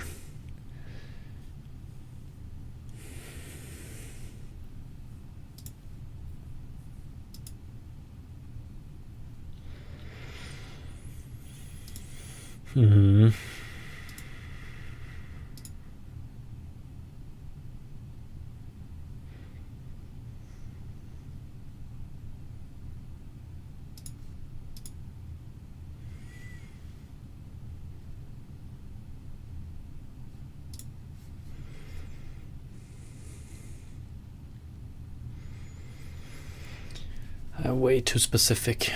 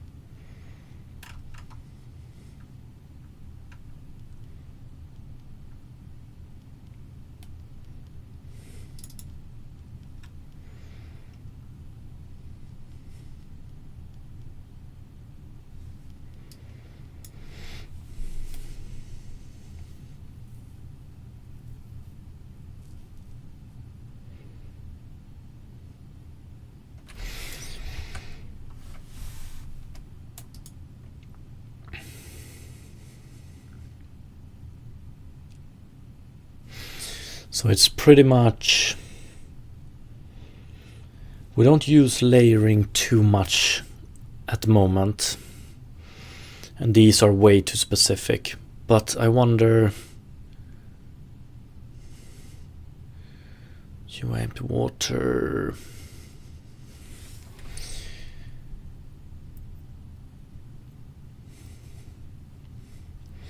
Do we want to do we want to define layers based on entity? So entity, dynamic entity internal. If we had those layers, it would be pretty nice. Foreground object we don't use anymore. Cloth, apparel.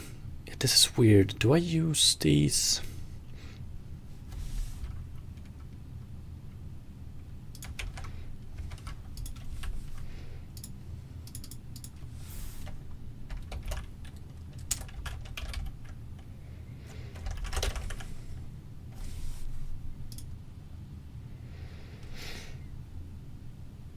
Don't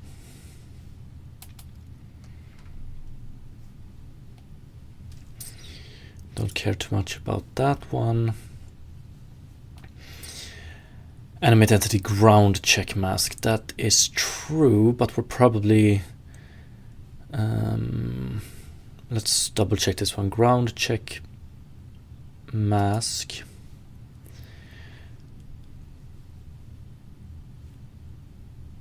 Layer mask UI. This one is good.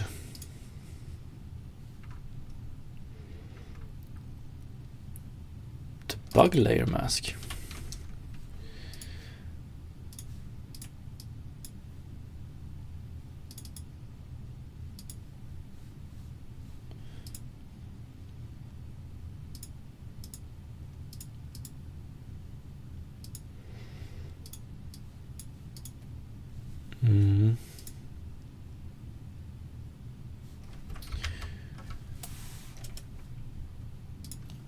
Environment, the bug layer mask character. What the hell is going on here? I don't think we use this one. Yeah, maybe now is the time to fix this. So pretty much character,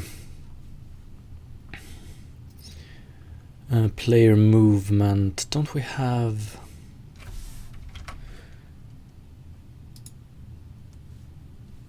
Animate entity, ground check mask, playable entity, ground check mask, environment, foreground object. Yeah, so this would probably just be entity and dynamic entity. Wouldn't that be good? Entity, dynamic entity. We don't have separate layers for these. Instead, we just do, maybe. Fuck it. Maybe. What? I don't see why not. We don't rely too much on layers just yet.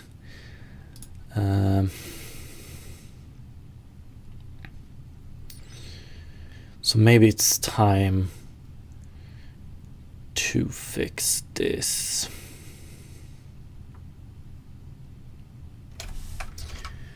Environment.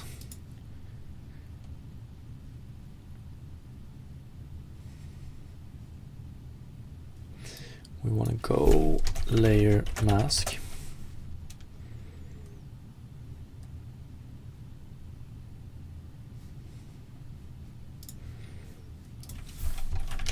Terrain patch.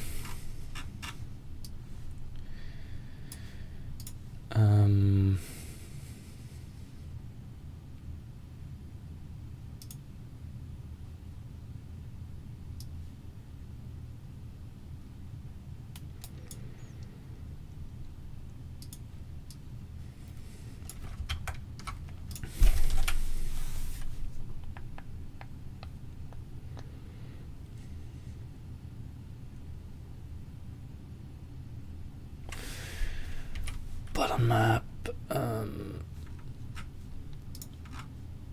Environment. What do we have here? This one is on layer environment. This one is on layer environment. This one as well.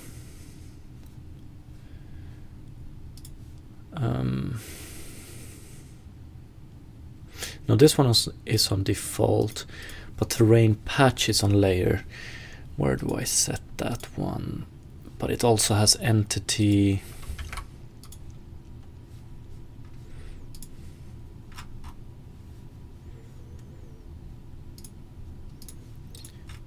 Terrain patch.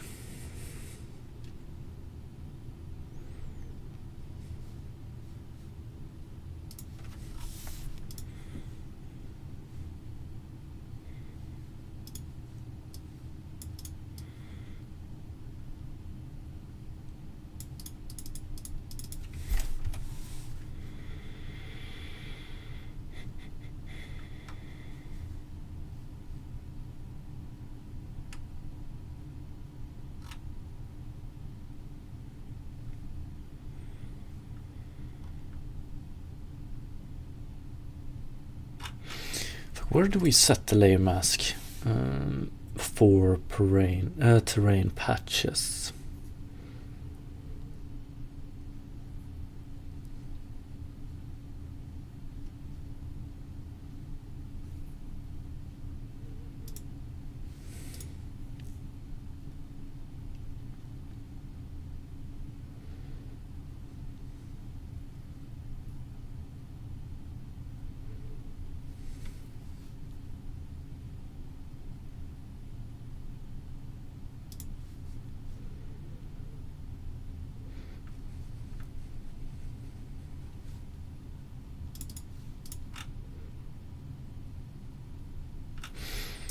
And let's search for environment.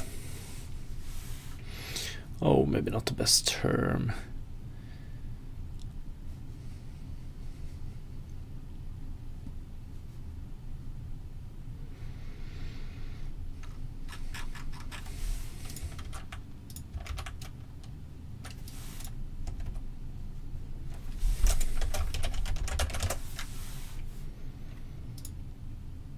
Layer is what I want to search for. There we go.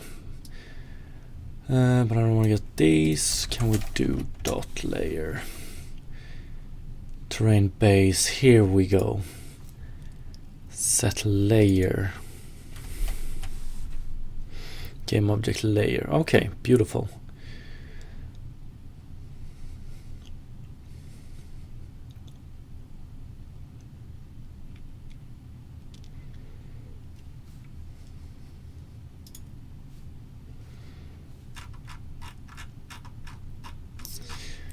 Don't know if this one want to care about that though.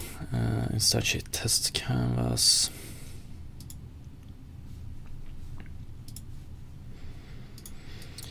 Creature.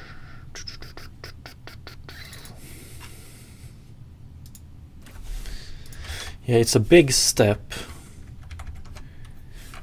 Want to change the layering to. I want it to be a bit more generic. That's true. Maybe this is the time, because what I'm thinking then is in relation to this system we're currently developing.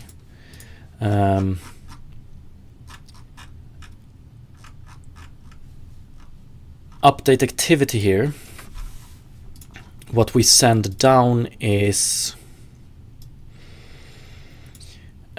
we send down bounds here, so we create a index subset based on bounds, and we do this for all dynamic entities moving about on the terrain. And then I would like to do like if two index subsets are, or by doing this, basically what we're gonna get is we're going to get one terrain subset per object occupying the ground. I want to merge these because worst case scenario we can get multiple objects affecting the same indices, so having index subsets that are overlapping, it would be nice to, while we create these, we merge them and whatnot.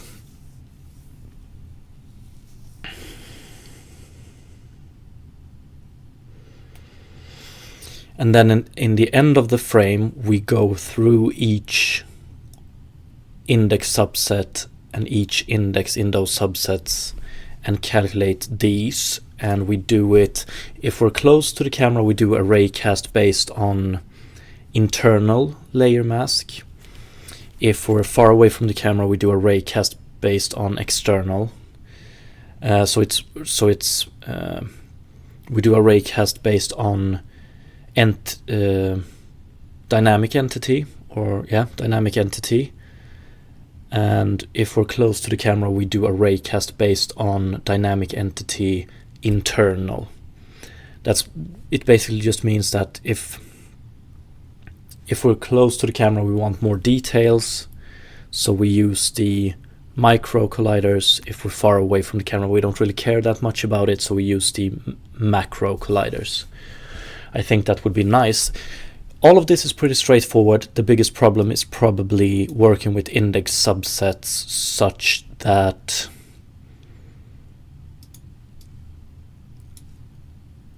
we don't do this more than once per index. Terrain subset is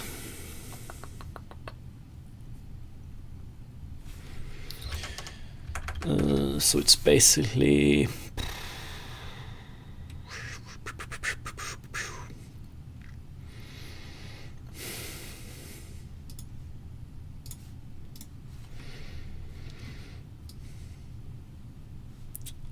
currently how we represent index subset is by a min and max.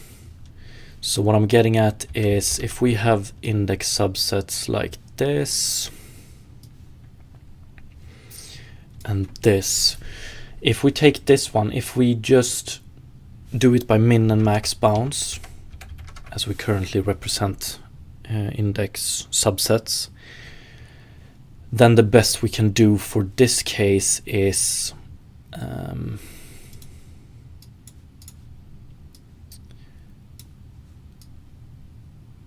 let's do like this, and that's not.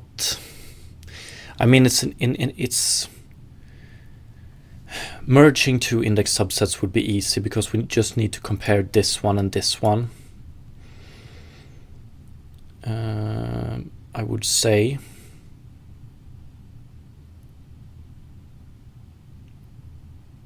Or something like that. We just, if this one is inside of this one,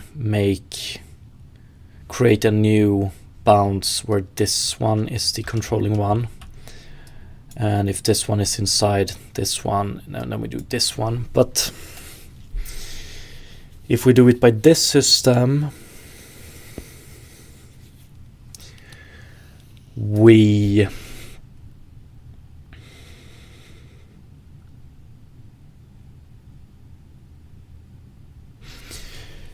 get a lot of data points here that we're really not interested in. We could use link, but yeah, that comes with it a whole set of cons in itself, because what we could do, so at the end we have a set of terrain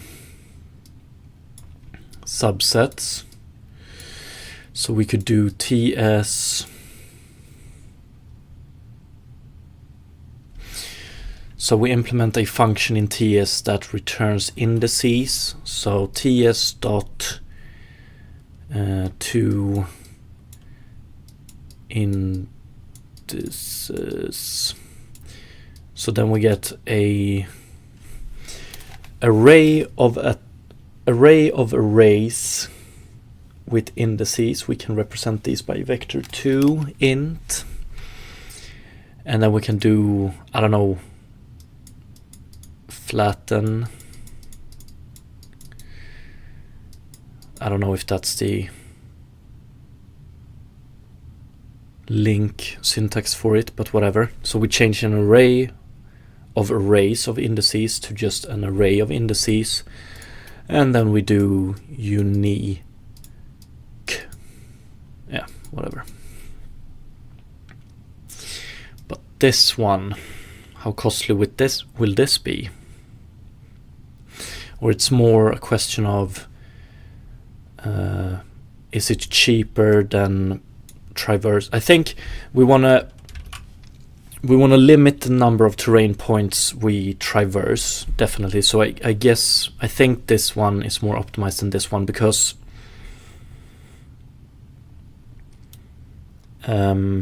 for each point here we're gonna do raycasts, and that's costly, even though we only raycast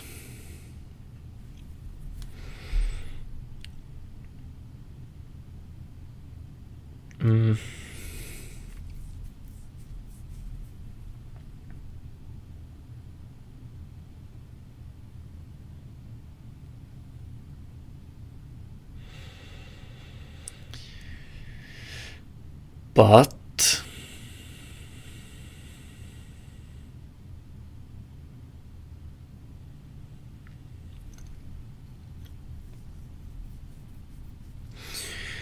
if we were representing these as rows instead,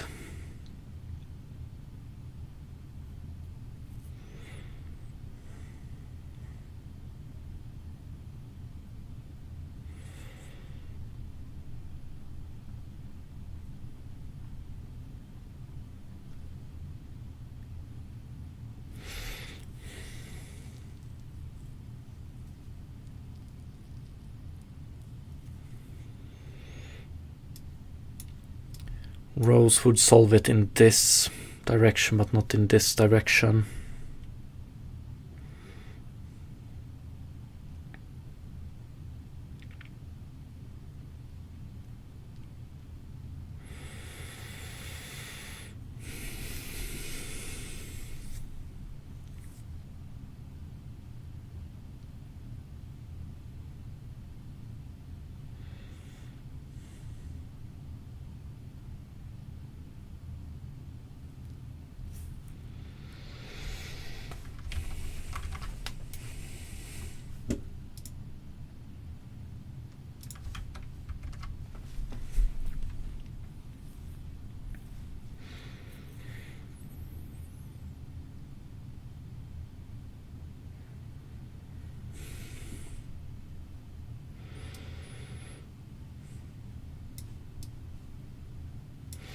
Maybe.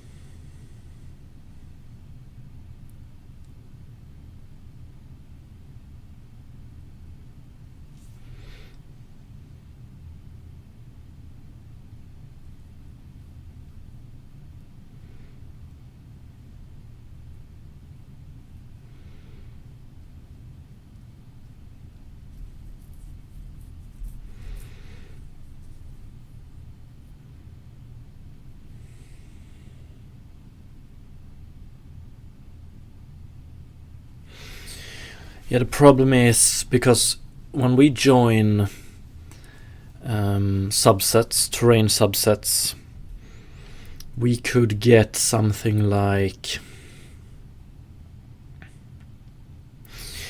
our end result of a terrain subset could probably look like, worst case scenario, we would be looking at something like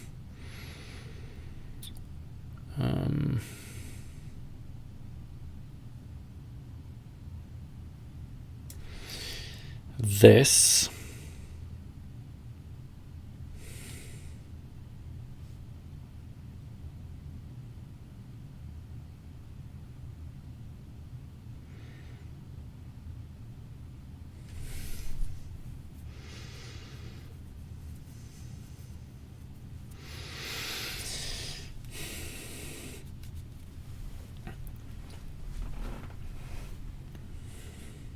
And in that case, we probably only want to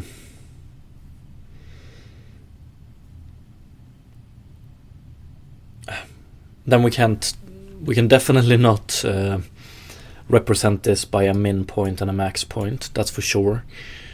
We can't represent it by row wise, so row index and min max. We would need to do it with column as well, and if we do it this way, we might as well just represent it by specific indices. And if we start representing a terrain subset with indices, a list of indices, we might as well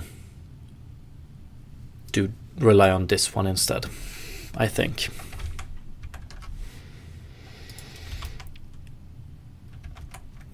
And the good thing is, if we take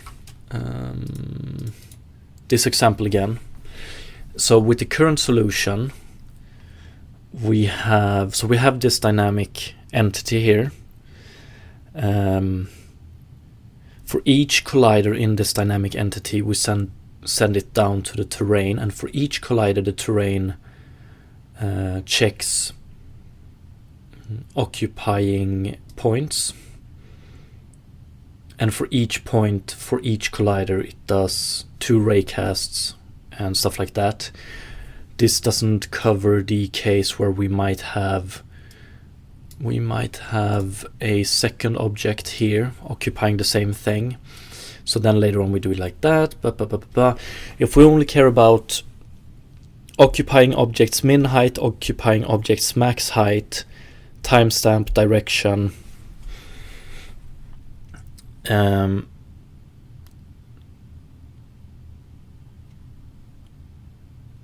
yeah, then we just want to do 1 raycast per data point.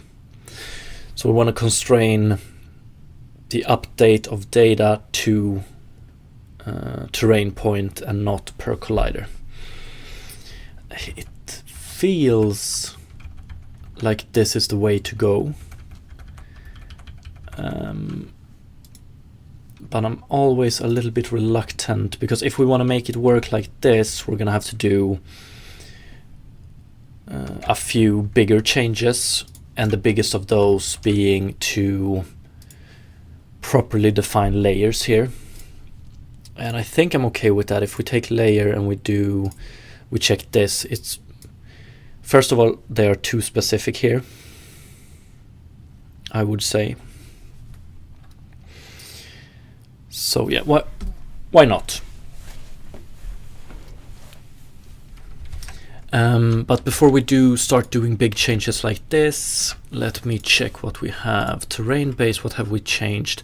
Yeah, we have fixed this one. Yeah, I want to fix one smaller thing here first. Or actually, no.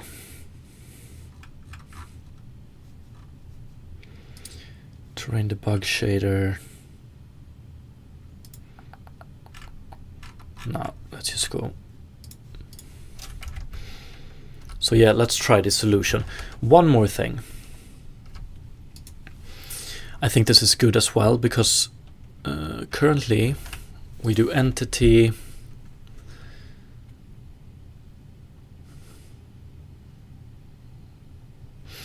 awake in dynamic entity. We currently do this in update. We want to do this after this entity has moved, so we're probably gonna do it in late update.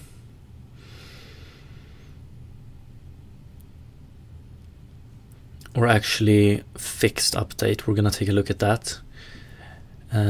So all we do here is we send the bounds to terrain base. This one keeps a list of terrain subsets that have been changed, and then in late update here we merge all of those into specific indices, and for all those indices we do, or unique indices rather, and for all of those we do this, and there we have it. One thing that bothers me, and have been for a while,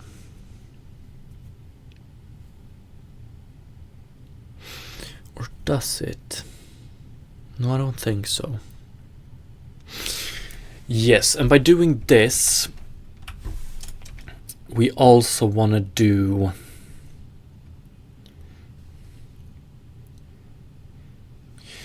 we just want to send down this information for entities that has actually moved in the last frame. So if we have dynamic entities that are standing still,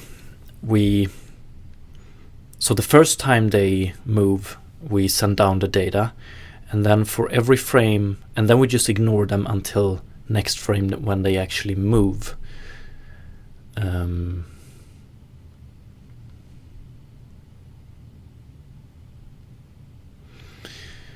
Which means that we don't send down redundant data or too much data as well.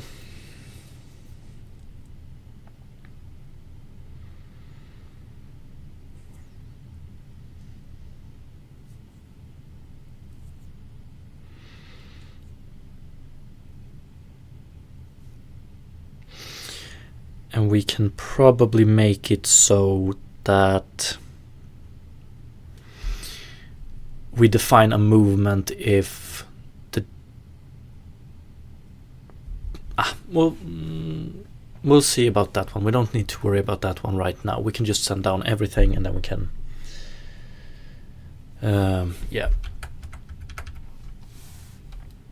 So let's see here, implement interaction displacement solution. I actually want to do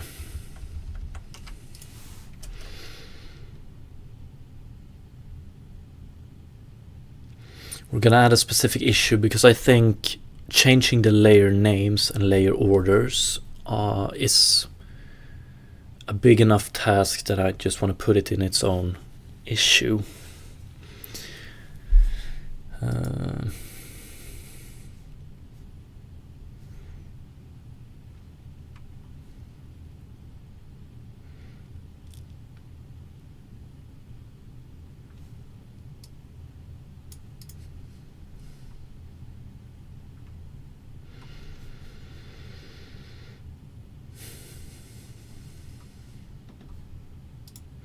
Just 1 sec.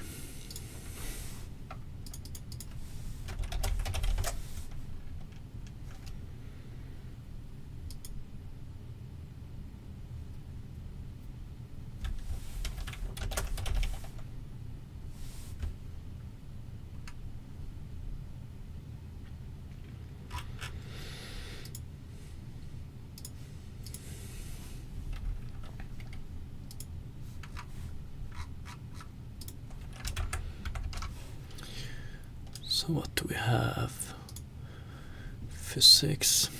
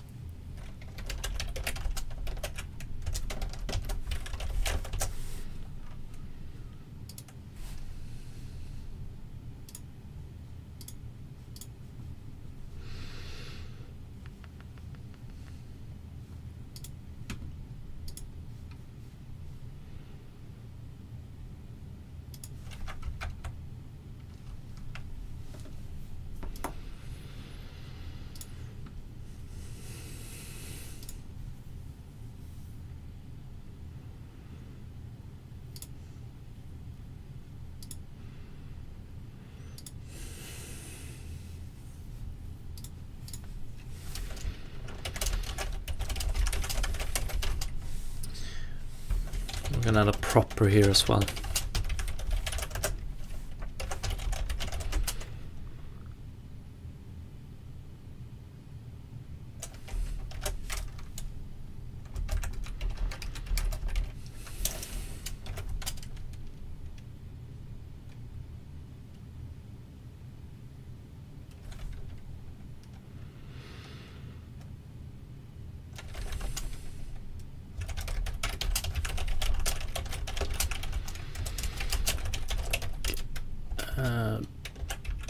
Barely used.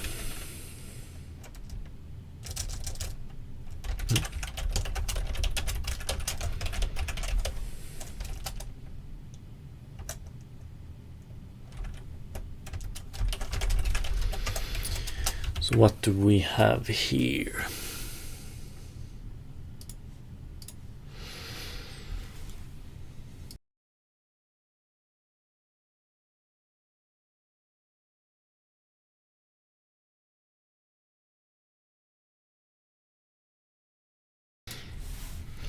I guess default user layer 3. Why do we have a user layer 3 in here?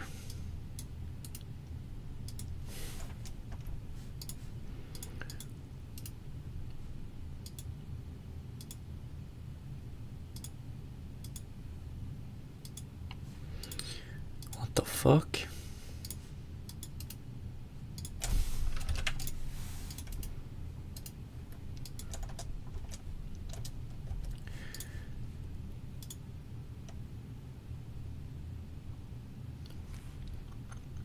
Can I get rid of this one?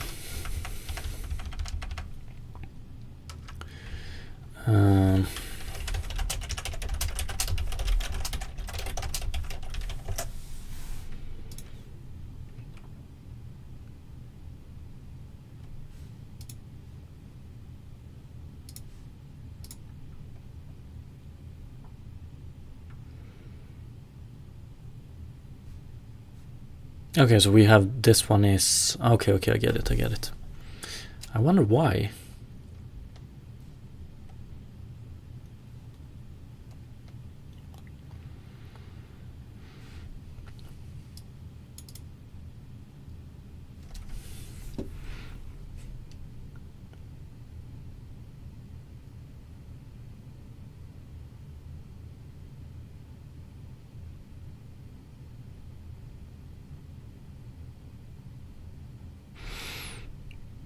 What's the deal with user layer 3?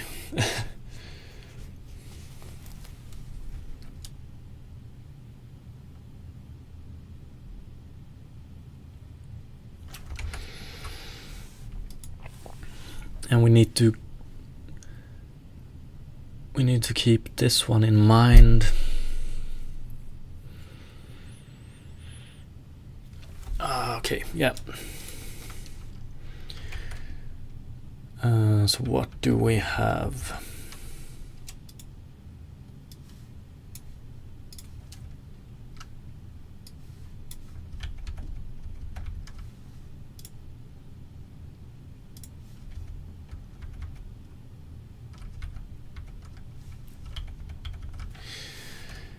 I wanted to find them all.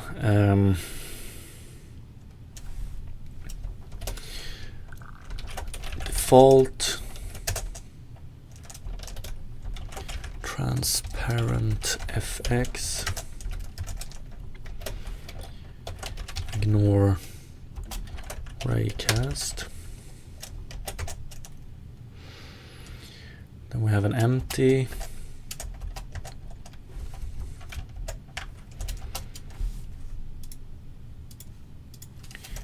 Then we have water, UI. Then we have one called empty, an actual empty, an actual empty, an actual empty, and then we have environment, character, foreground object, creature, character internal, cloth apparel.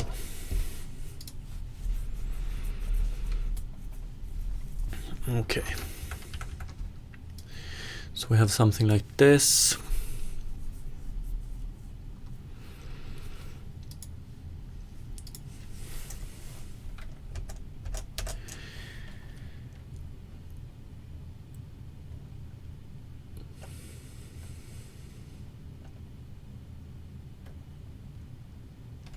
Should be, and then I wonder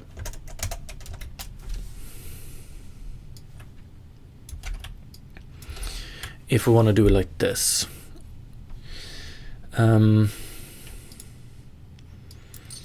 can't change these. We have an empty here.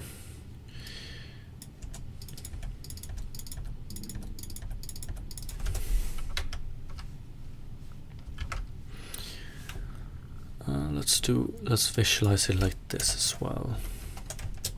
1, 2, 3. I wonder if I want to do it like this. Entity, we put entity here because it's going to be related to static objects in our scene. So environment, pretty much.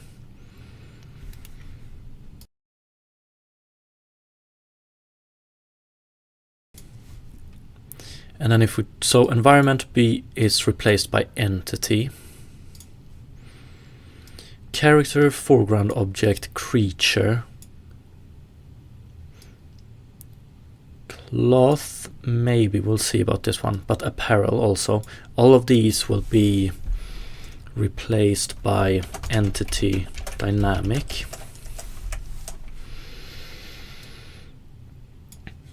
And character internal will be replaced by entity dynamic internal.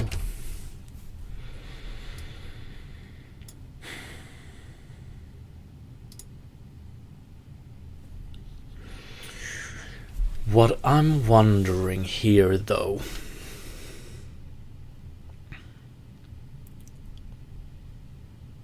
is,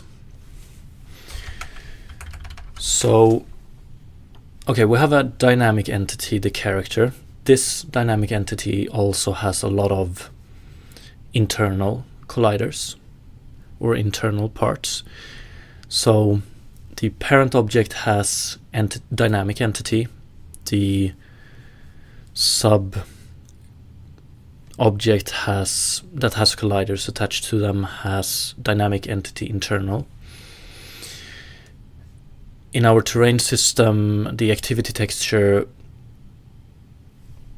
if we're close enough to the camera, we fetch we base the terrain subset indices of on the dynamic entity. But when we do the raycast later on, we do it on entity internal. But that leads us, or that means that we have an assumption that every dynamic entity has internal layers, which might not be true, because let's say that we have a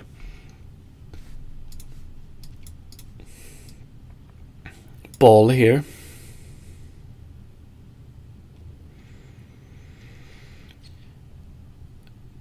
A ball has the parent object, or the external collider we care about here, is just a sphere, and we don't actually need more. We don't need any internal colliders to describe this object. So when we try and fix internal, or when we try and fetch internal here, we don't have any. So that means that we need to define this in our system.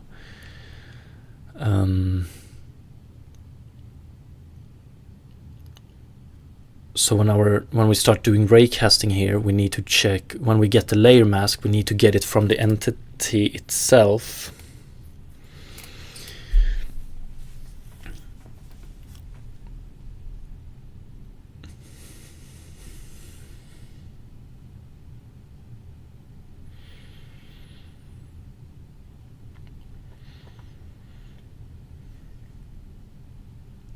Or we could probably do, we're probably going to go with,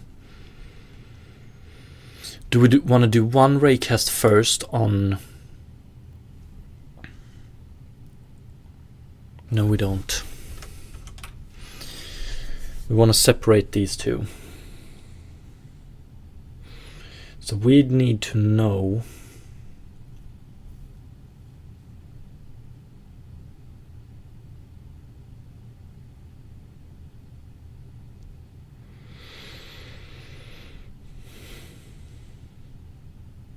So what I'm trying to say is that we have a case where we want to get real accurate data. So we would be doing raycasting on internal colliders, but we're going to do it for an object that actually doesn't have any internal colliders.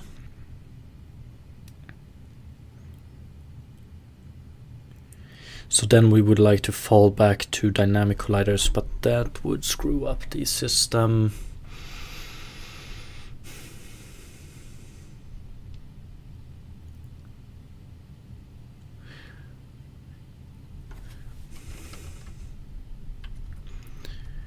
And we don't want to do raycast based on both layers, because then we would only get the macro colliders, not the micro colliders.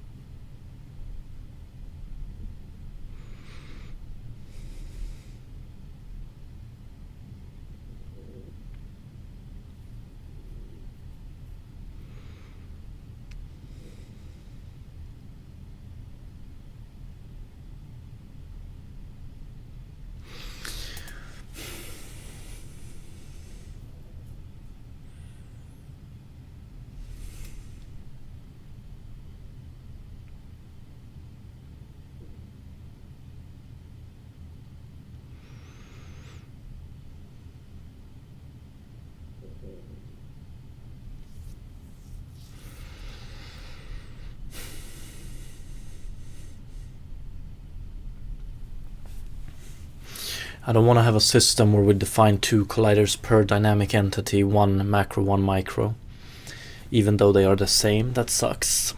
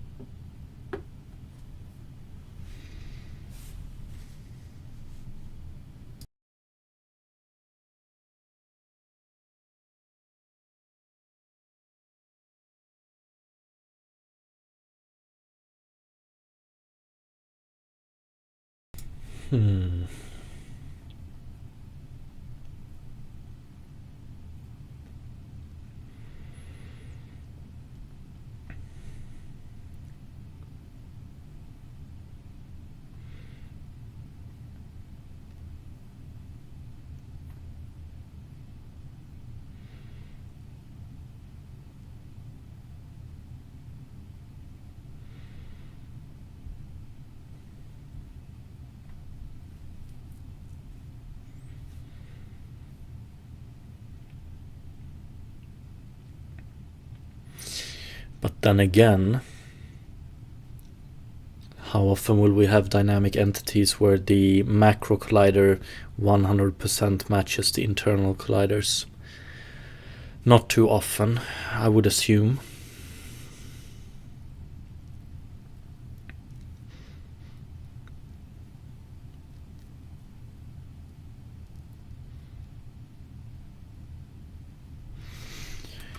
So maybe that's something we need to do for now.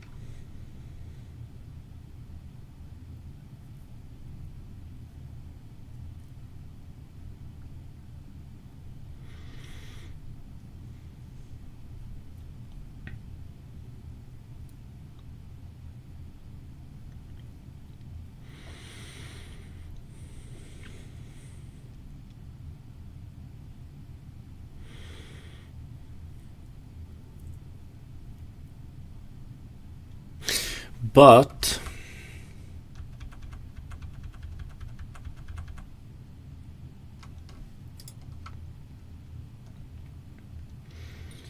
we could also do, if we want to avoid defining macro and micro colliders for all dynamic entities, we could start by doing a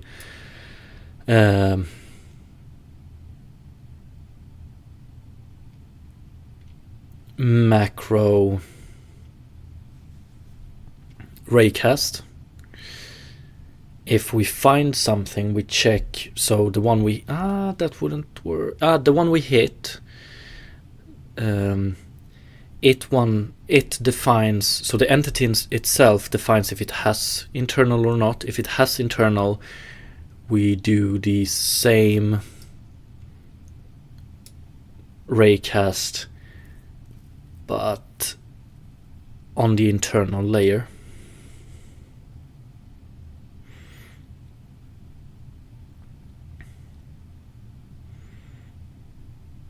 Maybe that's a start.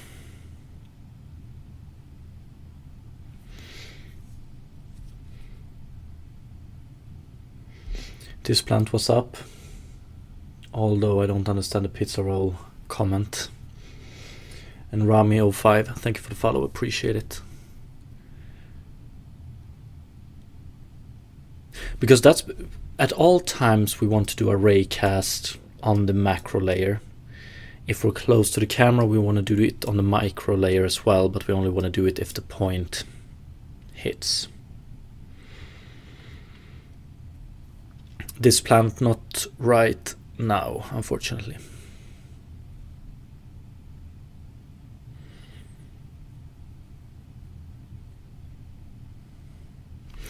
Yeah, so maybe we should start with this one, yeah? Let's do it. One thing is for certain though, I think this layering system is much better than what the fuck this was.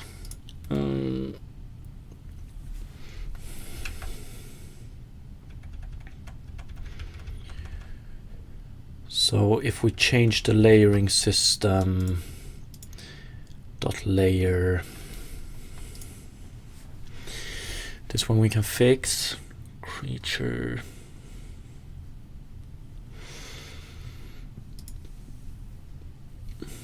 keep as is.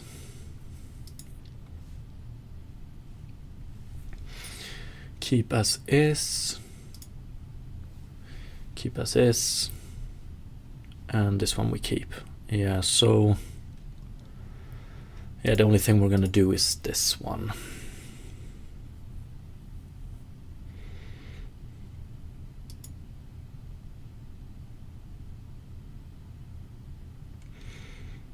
Yeah, let's try renaming the layers.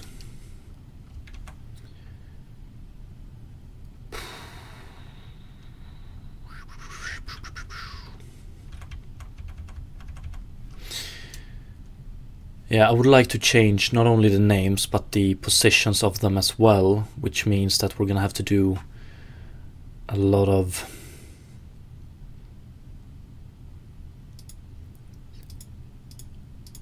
redefinition here, but maybe it's okay.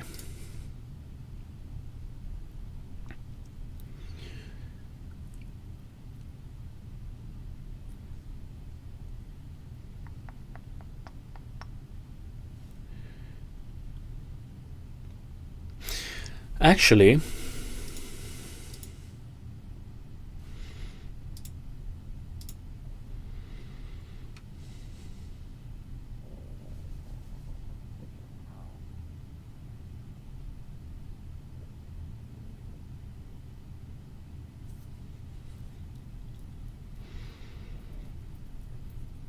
where do we have?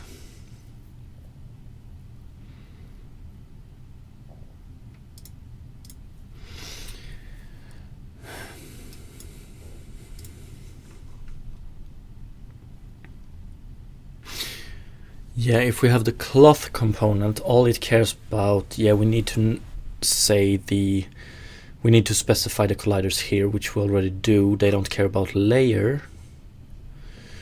So that would probably be okay. But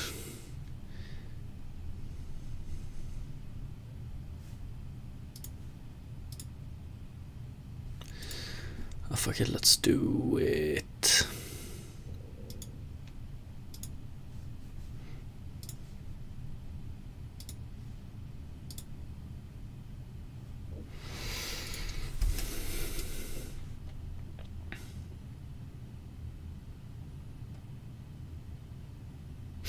We're gonna let components set the layer as well, that's true.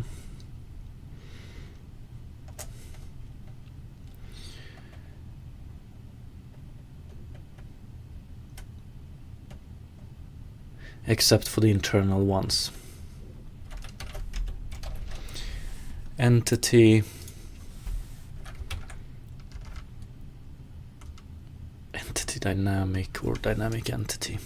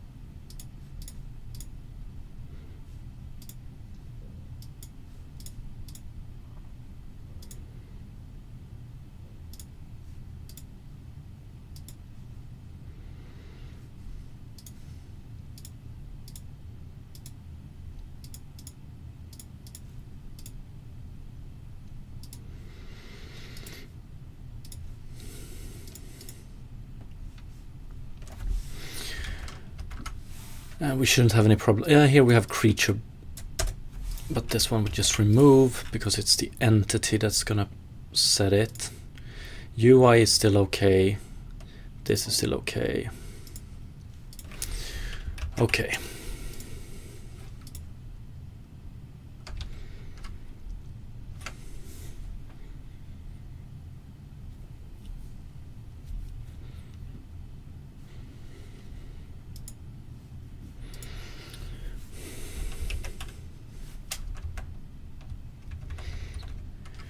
Okay, so let's just commit this real quick and then we can start working on this.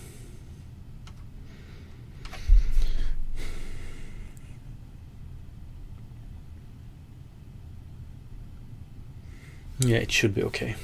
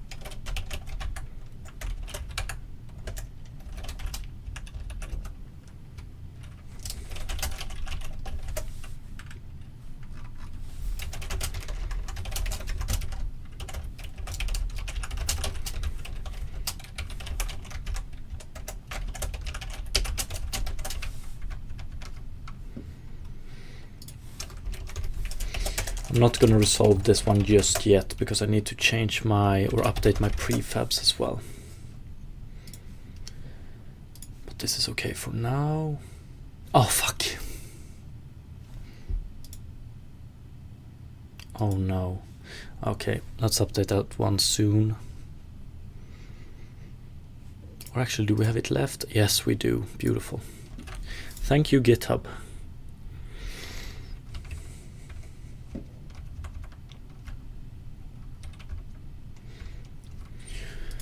Okay, let's see if everything works as it did.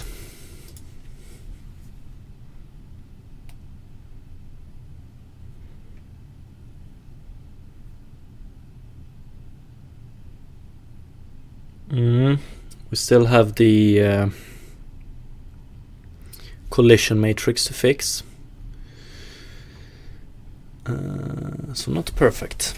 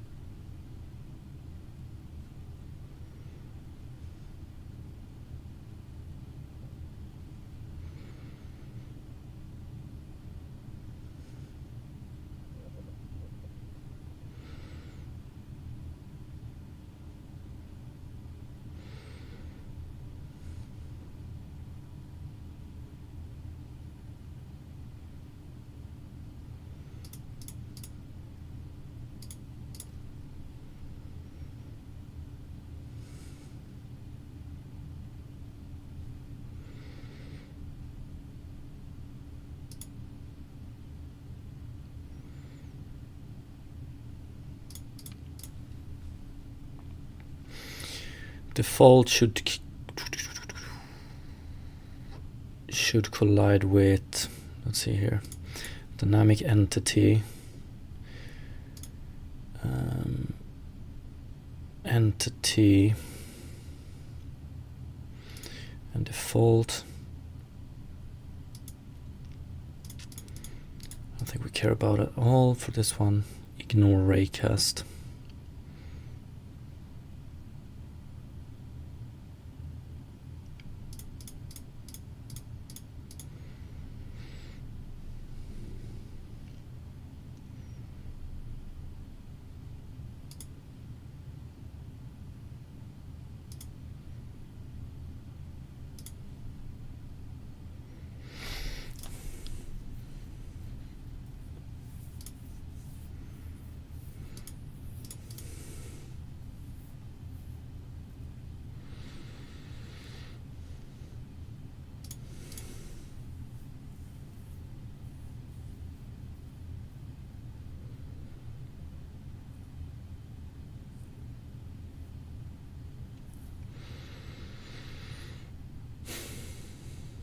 We're gonna have to rework that one later on.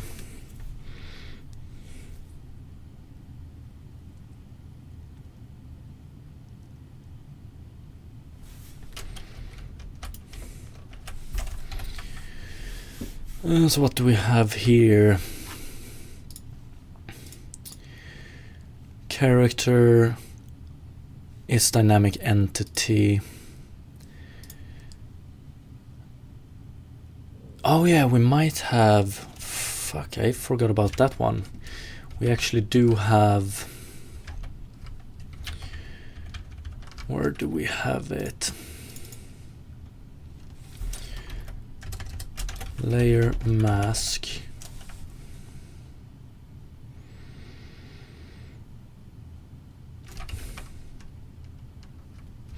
Ground check.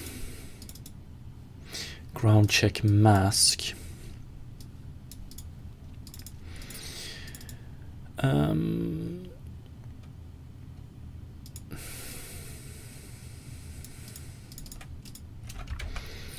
Having to set these for each entity, playable entity, ground check mask.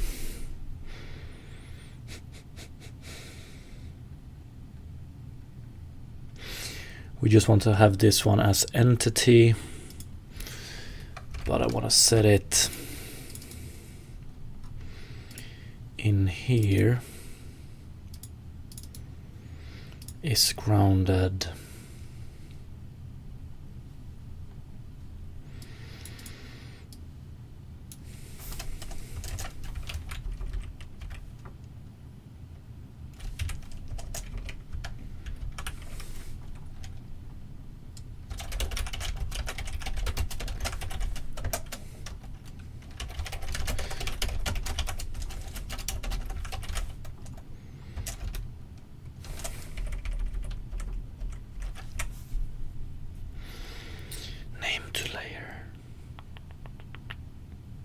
We can't rely on name to layer in a static, right? Let's try it.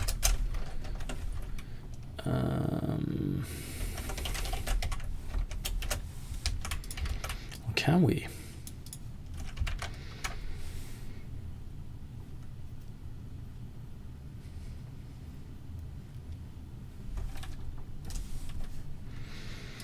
Mm-hmm.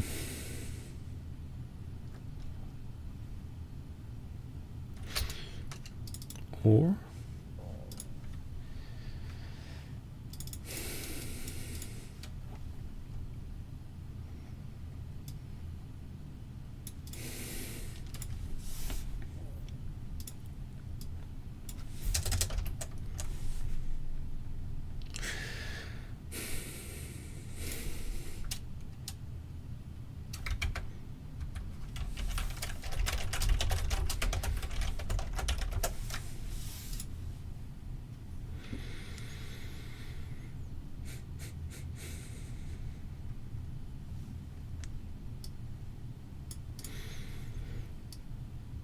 static methods.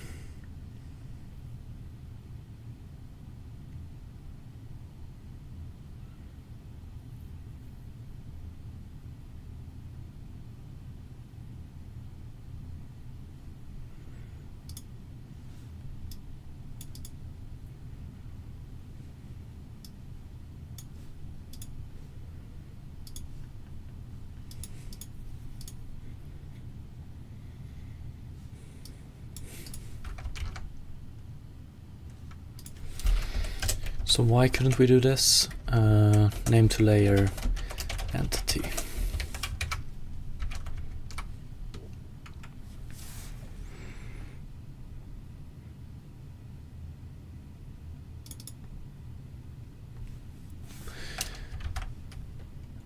Or instance field initializer. Call it in awake or start instead.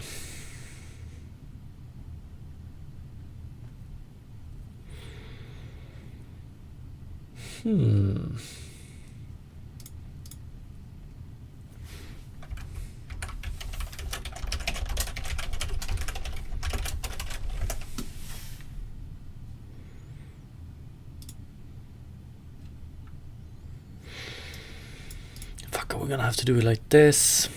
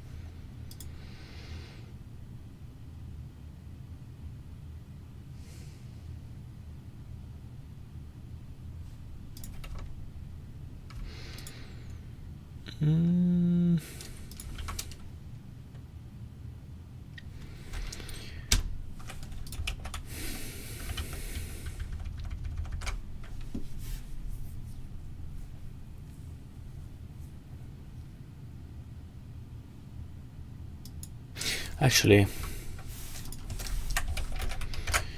right.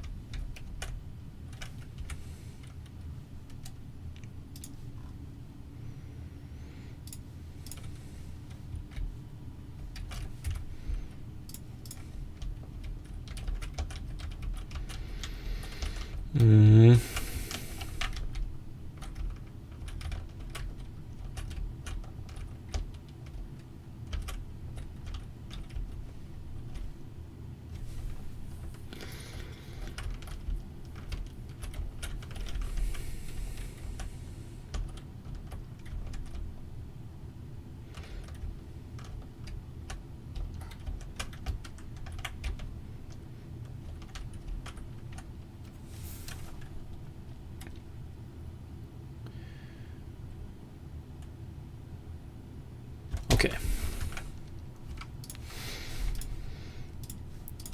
Yeah, currently terrain patch.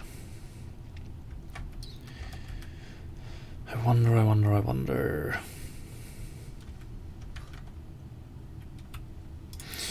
Okay, terrain base then. So basically what we want to do here, instead of having update activity, we're going to keep track of affected index subsets, basically.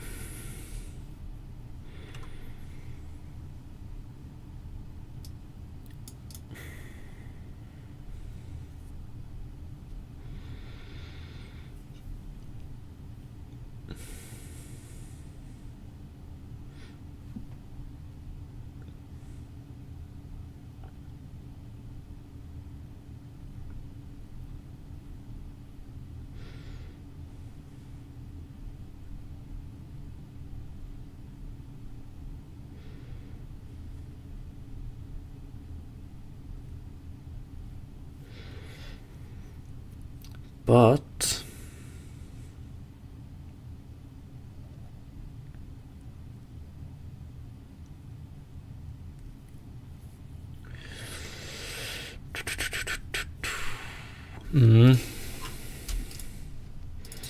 update activity.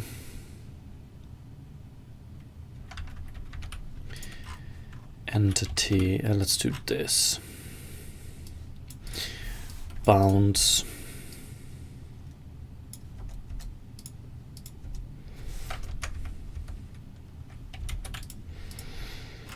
So then unfortunately we need to keep track of this.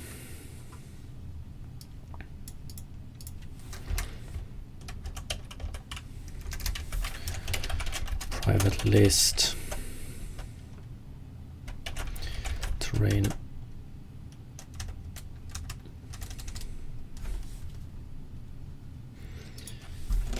Terrain subset.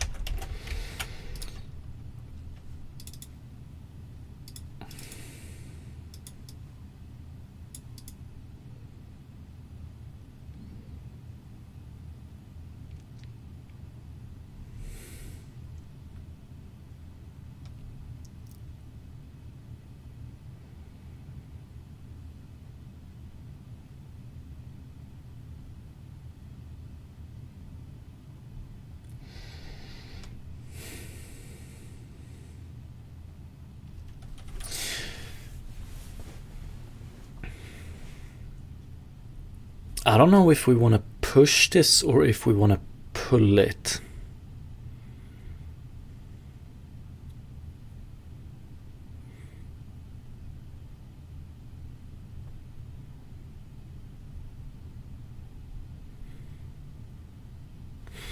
Let's push it for now.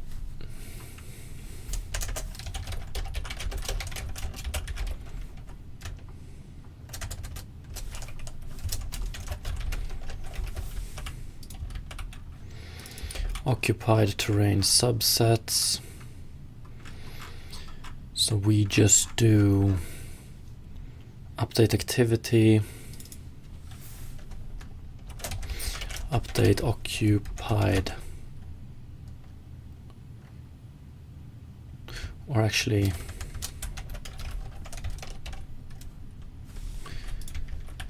occupy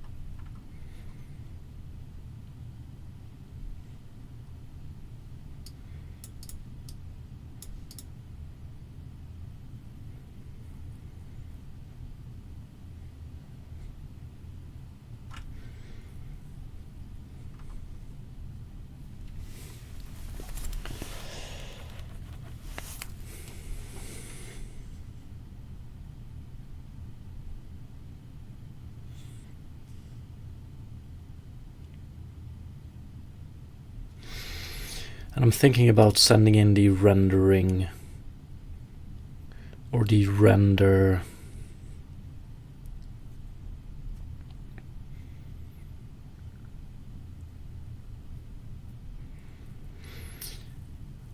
the mesh renderer bounds here.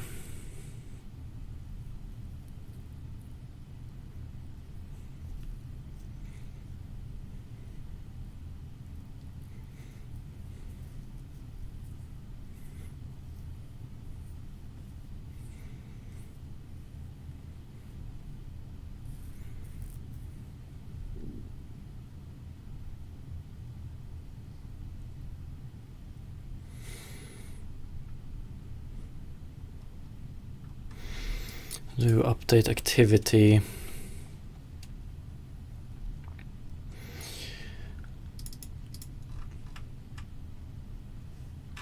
Let's keep this one for now. But I wonder if we want to do public void, private void.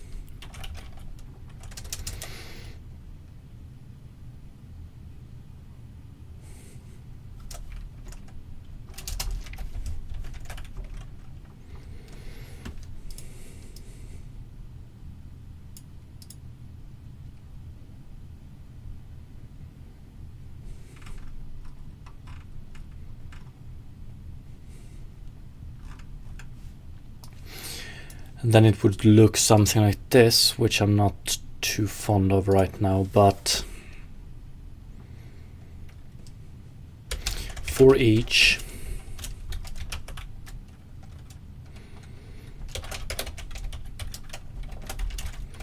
index in occupied terrain subsets,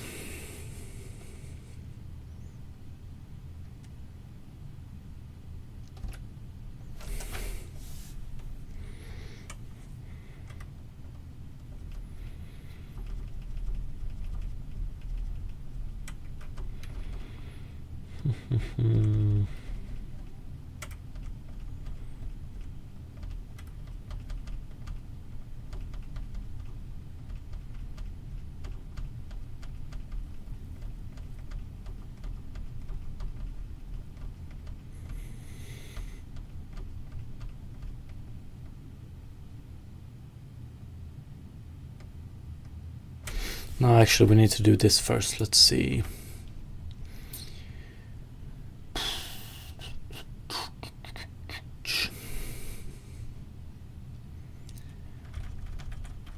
Terrain subset.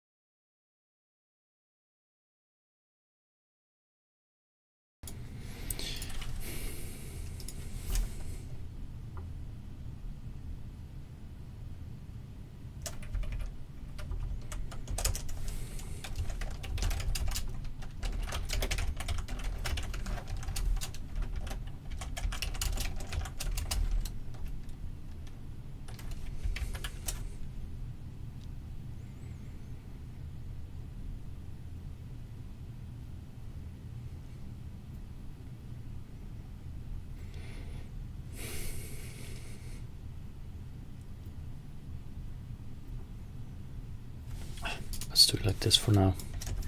Keep it basic.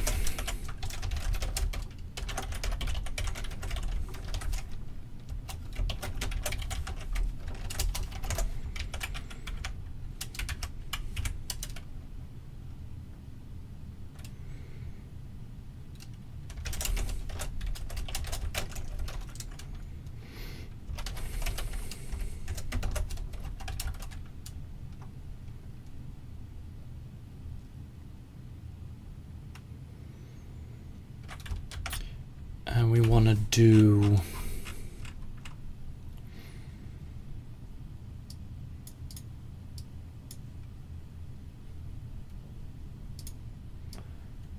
not equal to.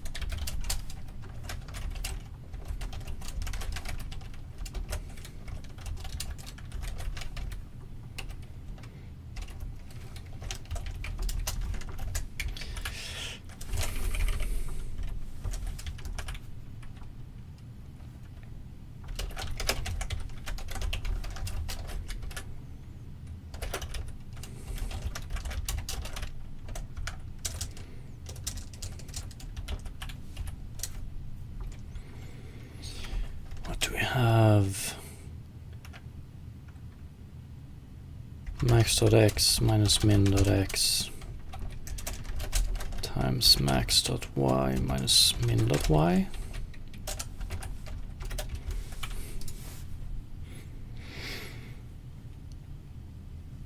And this is why I would like to get rid of overlapping indices earlier, because this is gonna become quite costly, I think.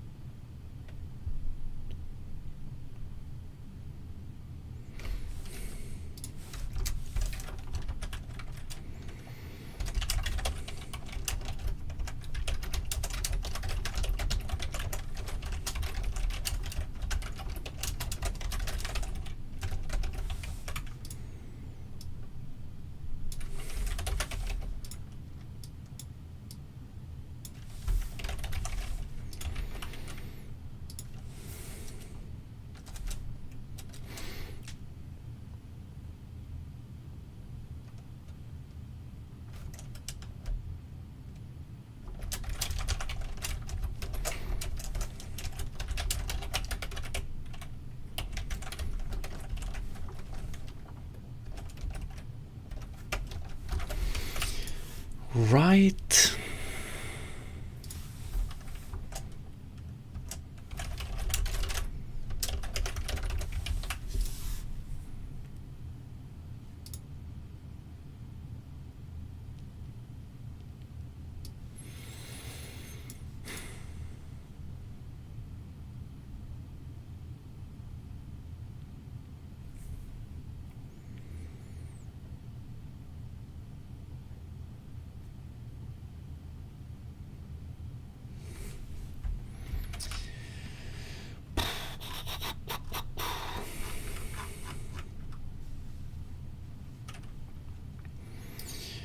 Occupied terrain subsets.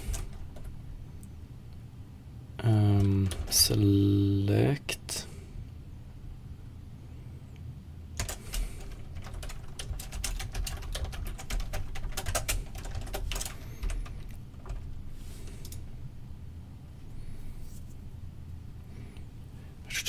Then we want to do flatten.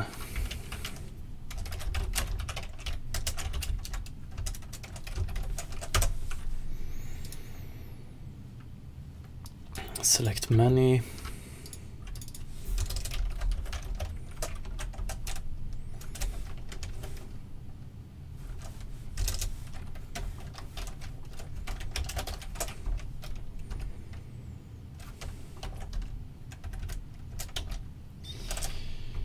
And where do we have the last one?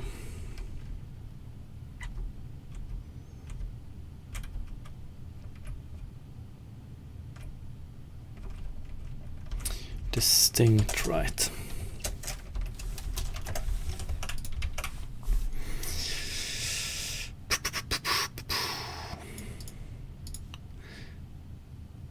And that's the one we update for, and in the end here we do occupied.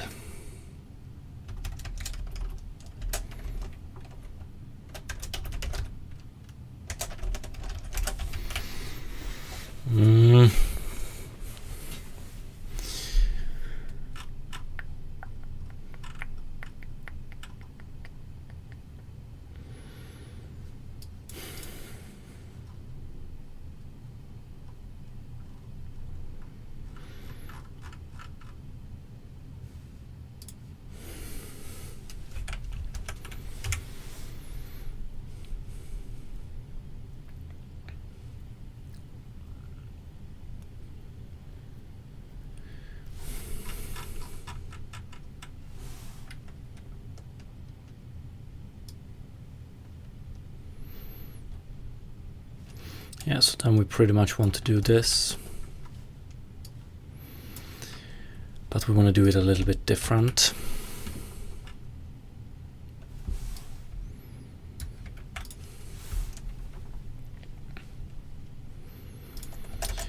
Might as well raycast hit.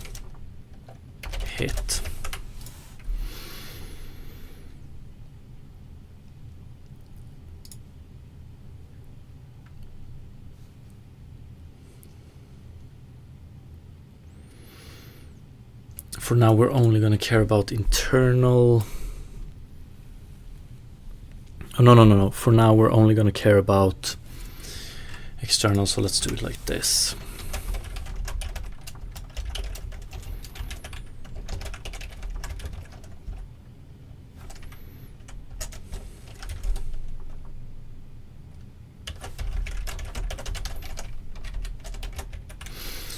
Which is not entirely true.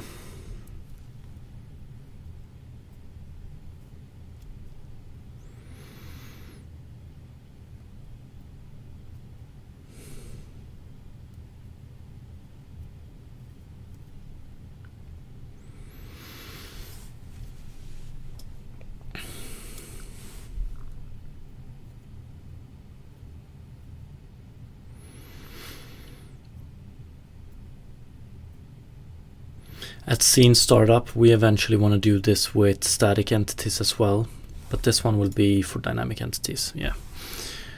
So then we do same ray, but here we do physics, raycast, ray, out, hit, max distance delta, and mask. And here we do if physics raycast ray out hit max distance height range max plus 10 mask.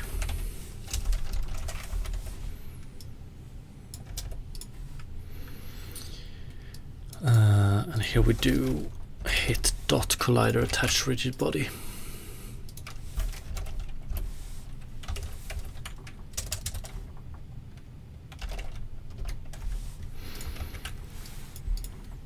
Not entirely true though. It is.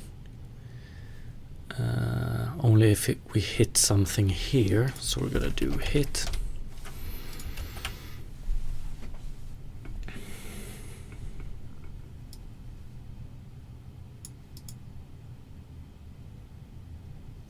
Yeah, but here we have a problem as well. It's more a problem of the data we send in.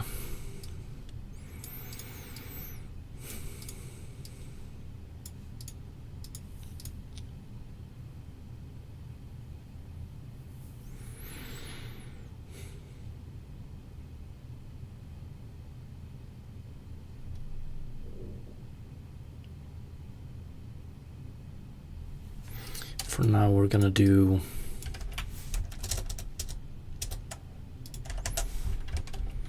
only care about the lower one.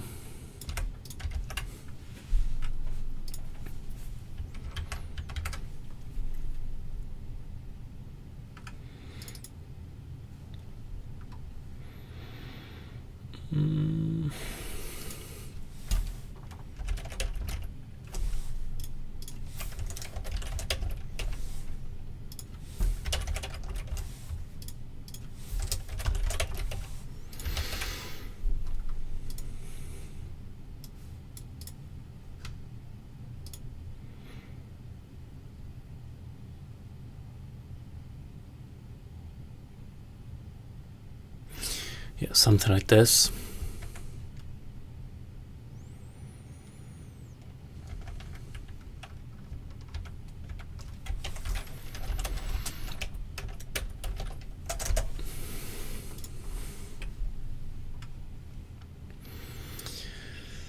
Fixed update.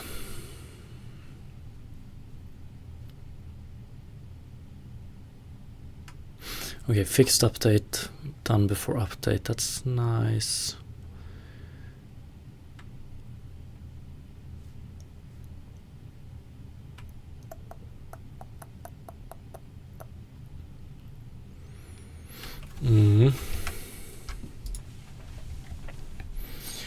So let's do animate entity.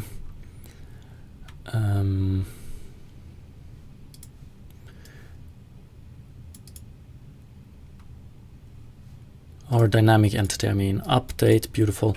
We're gonna comment this one out for now, and we're gonna do environment controller dot controller terrain occupy. Do we have a renderer for this one? Rigid body entity. We don't care about that one right now. Okay, so for now, let's go with bounds. So we call in update when we have moved this one around, we just send down to controller occupy. This one occupies within these bounds. Do we have an error here?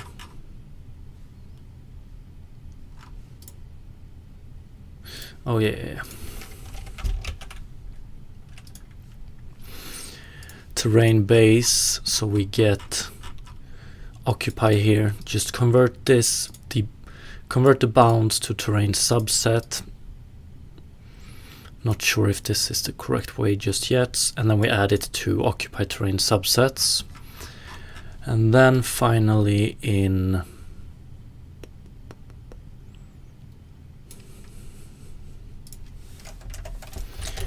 private void late update. Update activity.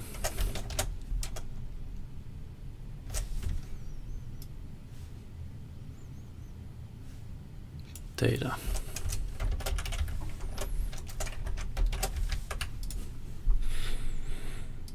So then we call activity data.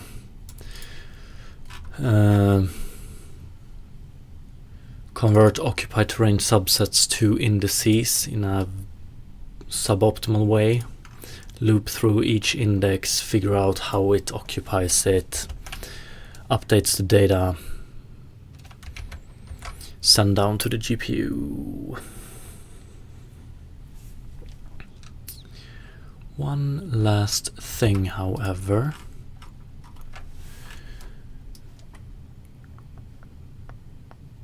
Update activity. Set terrain data. Apply terrain data. Where do we call this one? Terrain base.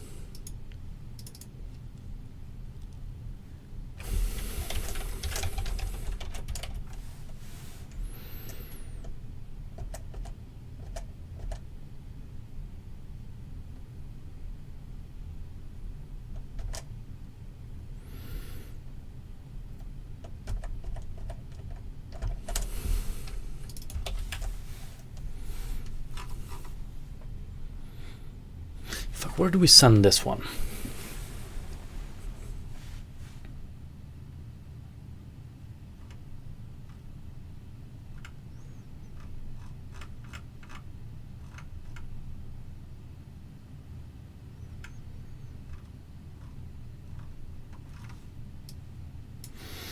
Oh yeah, I think I know.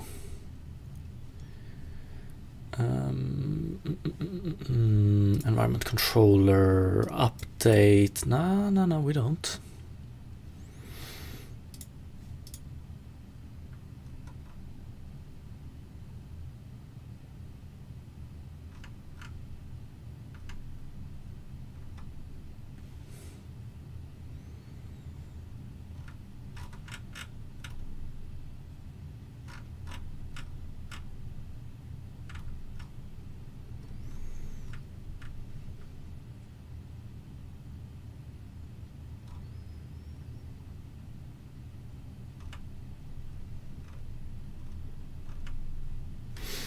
Let's see if we update it anywhere.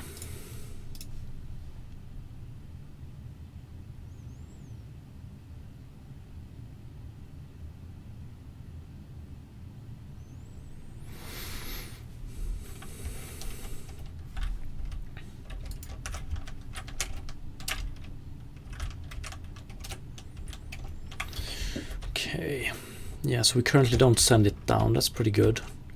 But I hope we're doing all the other calculations, because that's pretty okay performance. So then we do late update.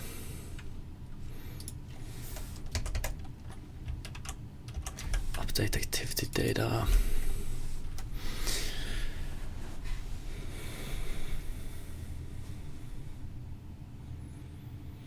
Here we could keep track of which terrain patches, but yeah, we need to fix that after all as well. We don't want to call apply data. We don't want to call apply data for all terrain patches at the end, but for now we can do it.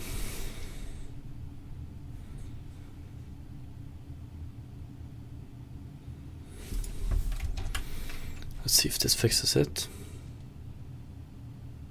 Makes me wonder where we applied the data previously.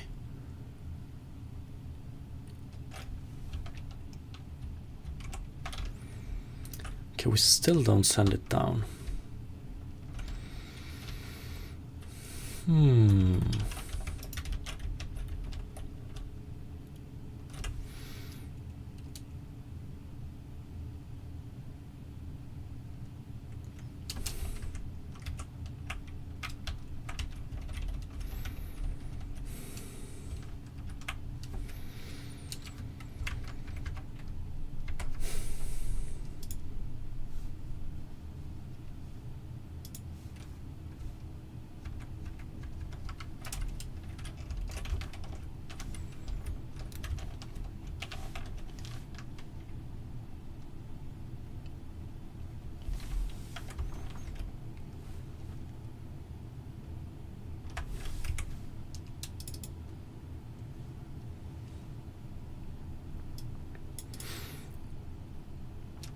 Okay, so direction we actually...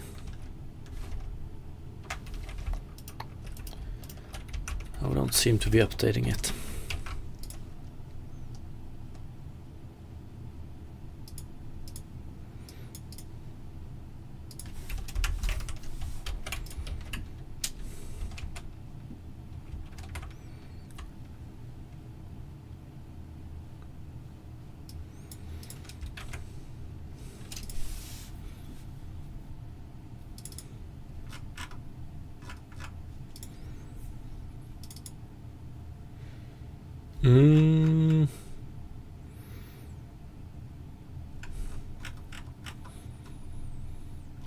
Occupy, occupy, occupy.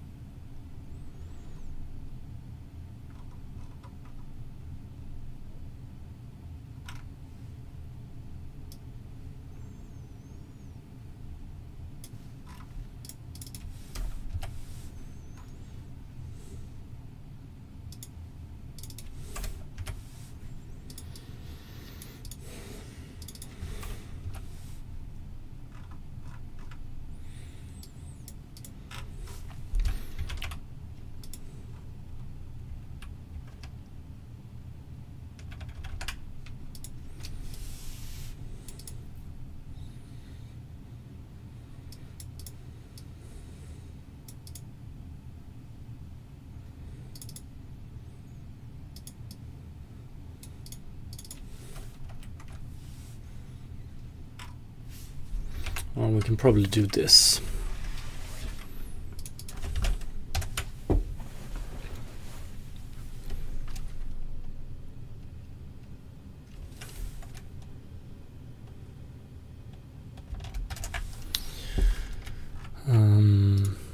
Environment.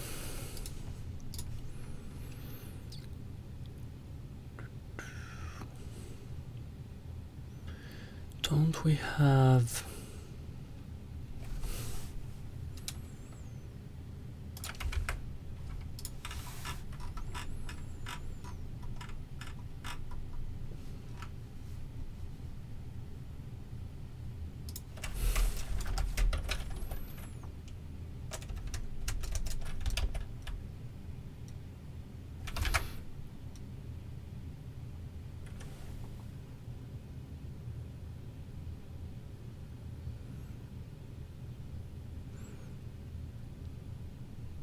No, we shouldn't need to.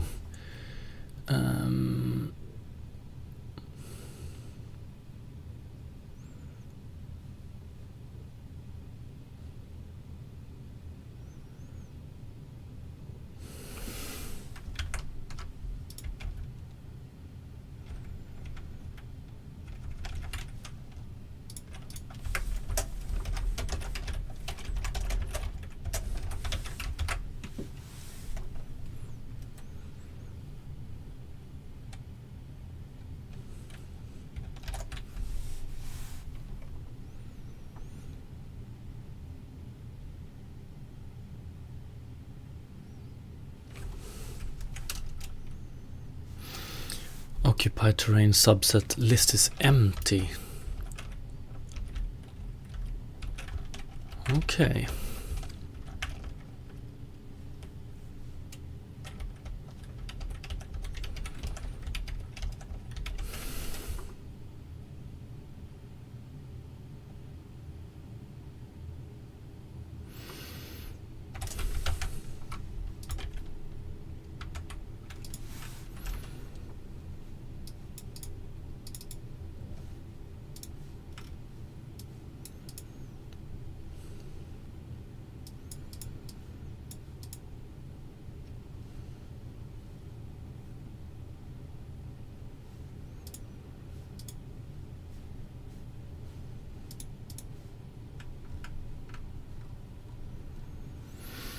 Why?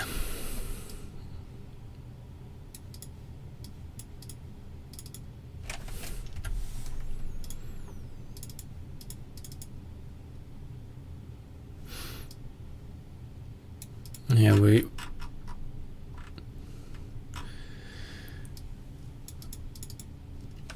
update activity data. At the end here we do clear.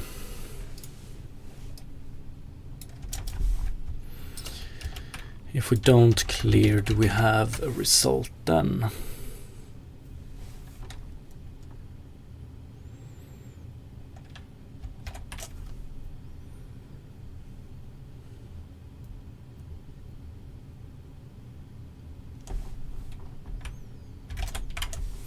Yeah, then it's gonna grow real quick. 254, 258.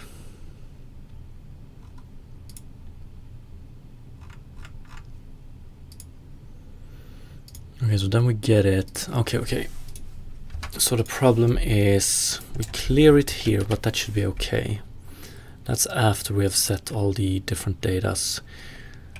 So I wonder, do our raycast not hit anything? Yes. It should definitely hit the character. Dynamic entity.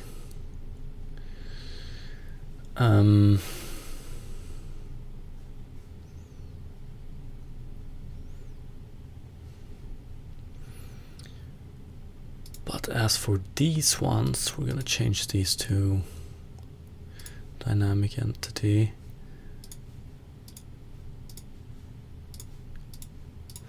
Oh, one sec. Yeah, let's do it like this.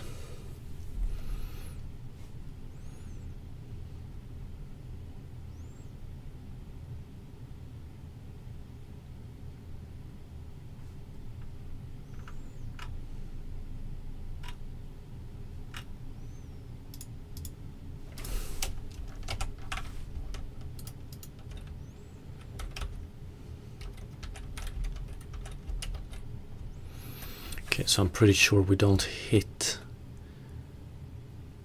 anything at all.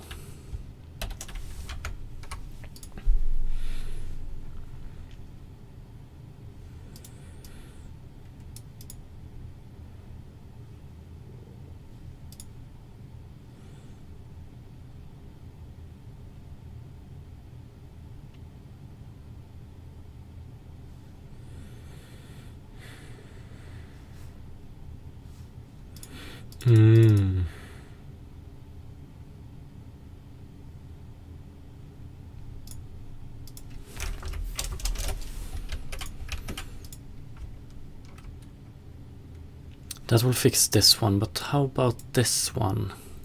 High trains match this.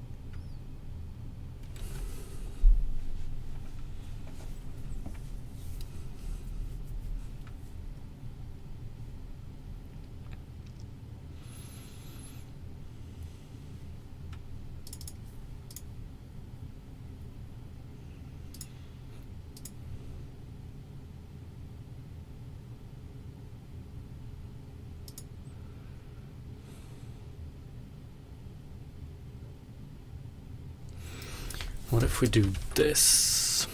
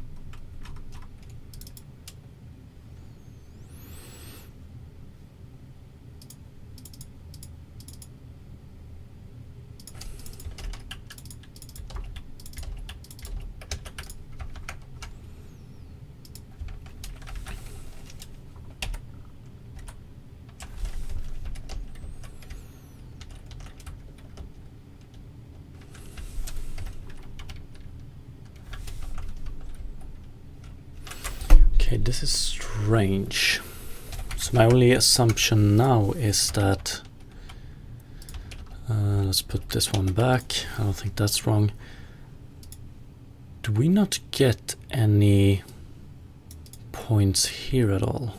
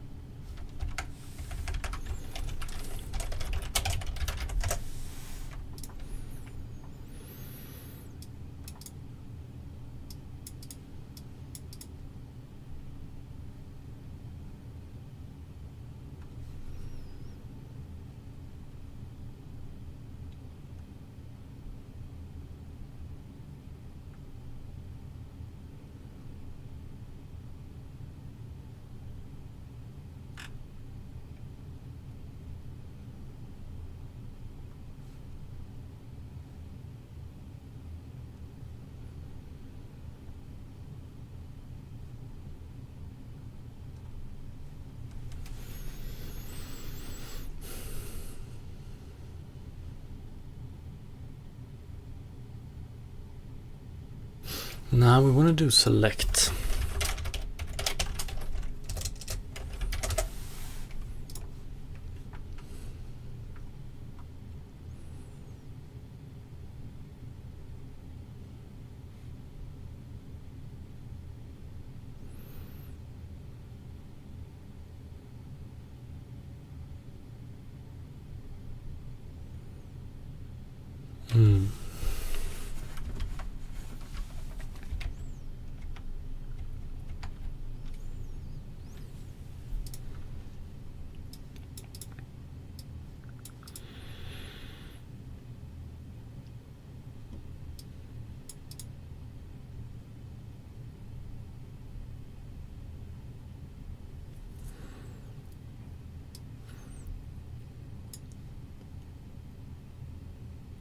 But is it this one I screw up? It could very well be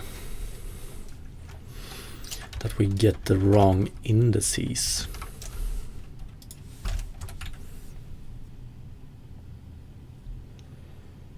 Fuck, I hope to have this in place today, but starting to look like we're gonna continue it on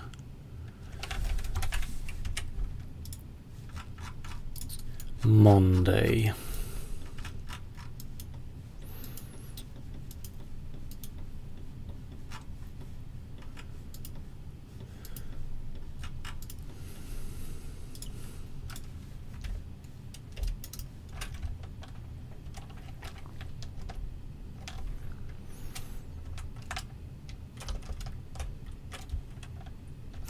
Oh well, I think it's still good progress, and I think I'm a little bit afraid of this method.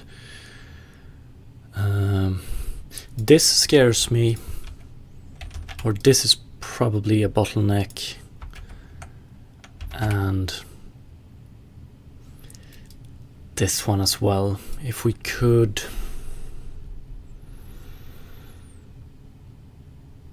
in some way improve upon those, it would be very nice. But in the end, we still loop through less indices. We do less raycasts in total than we previously did, and that's good. So yeah, I'm gonna have to continue this on Monday because I got to run. But thank you so much for watching, everybody, and have a great weekend. Peace.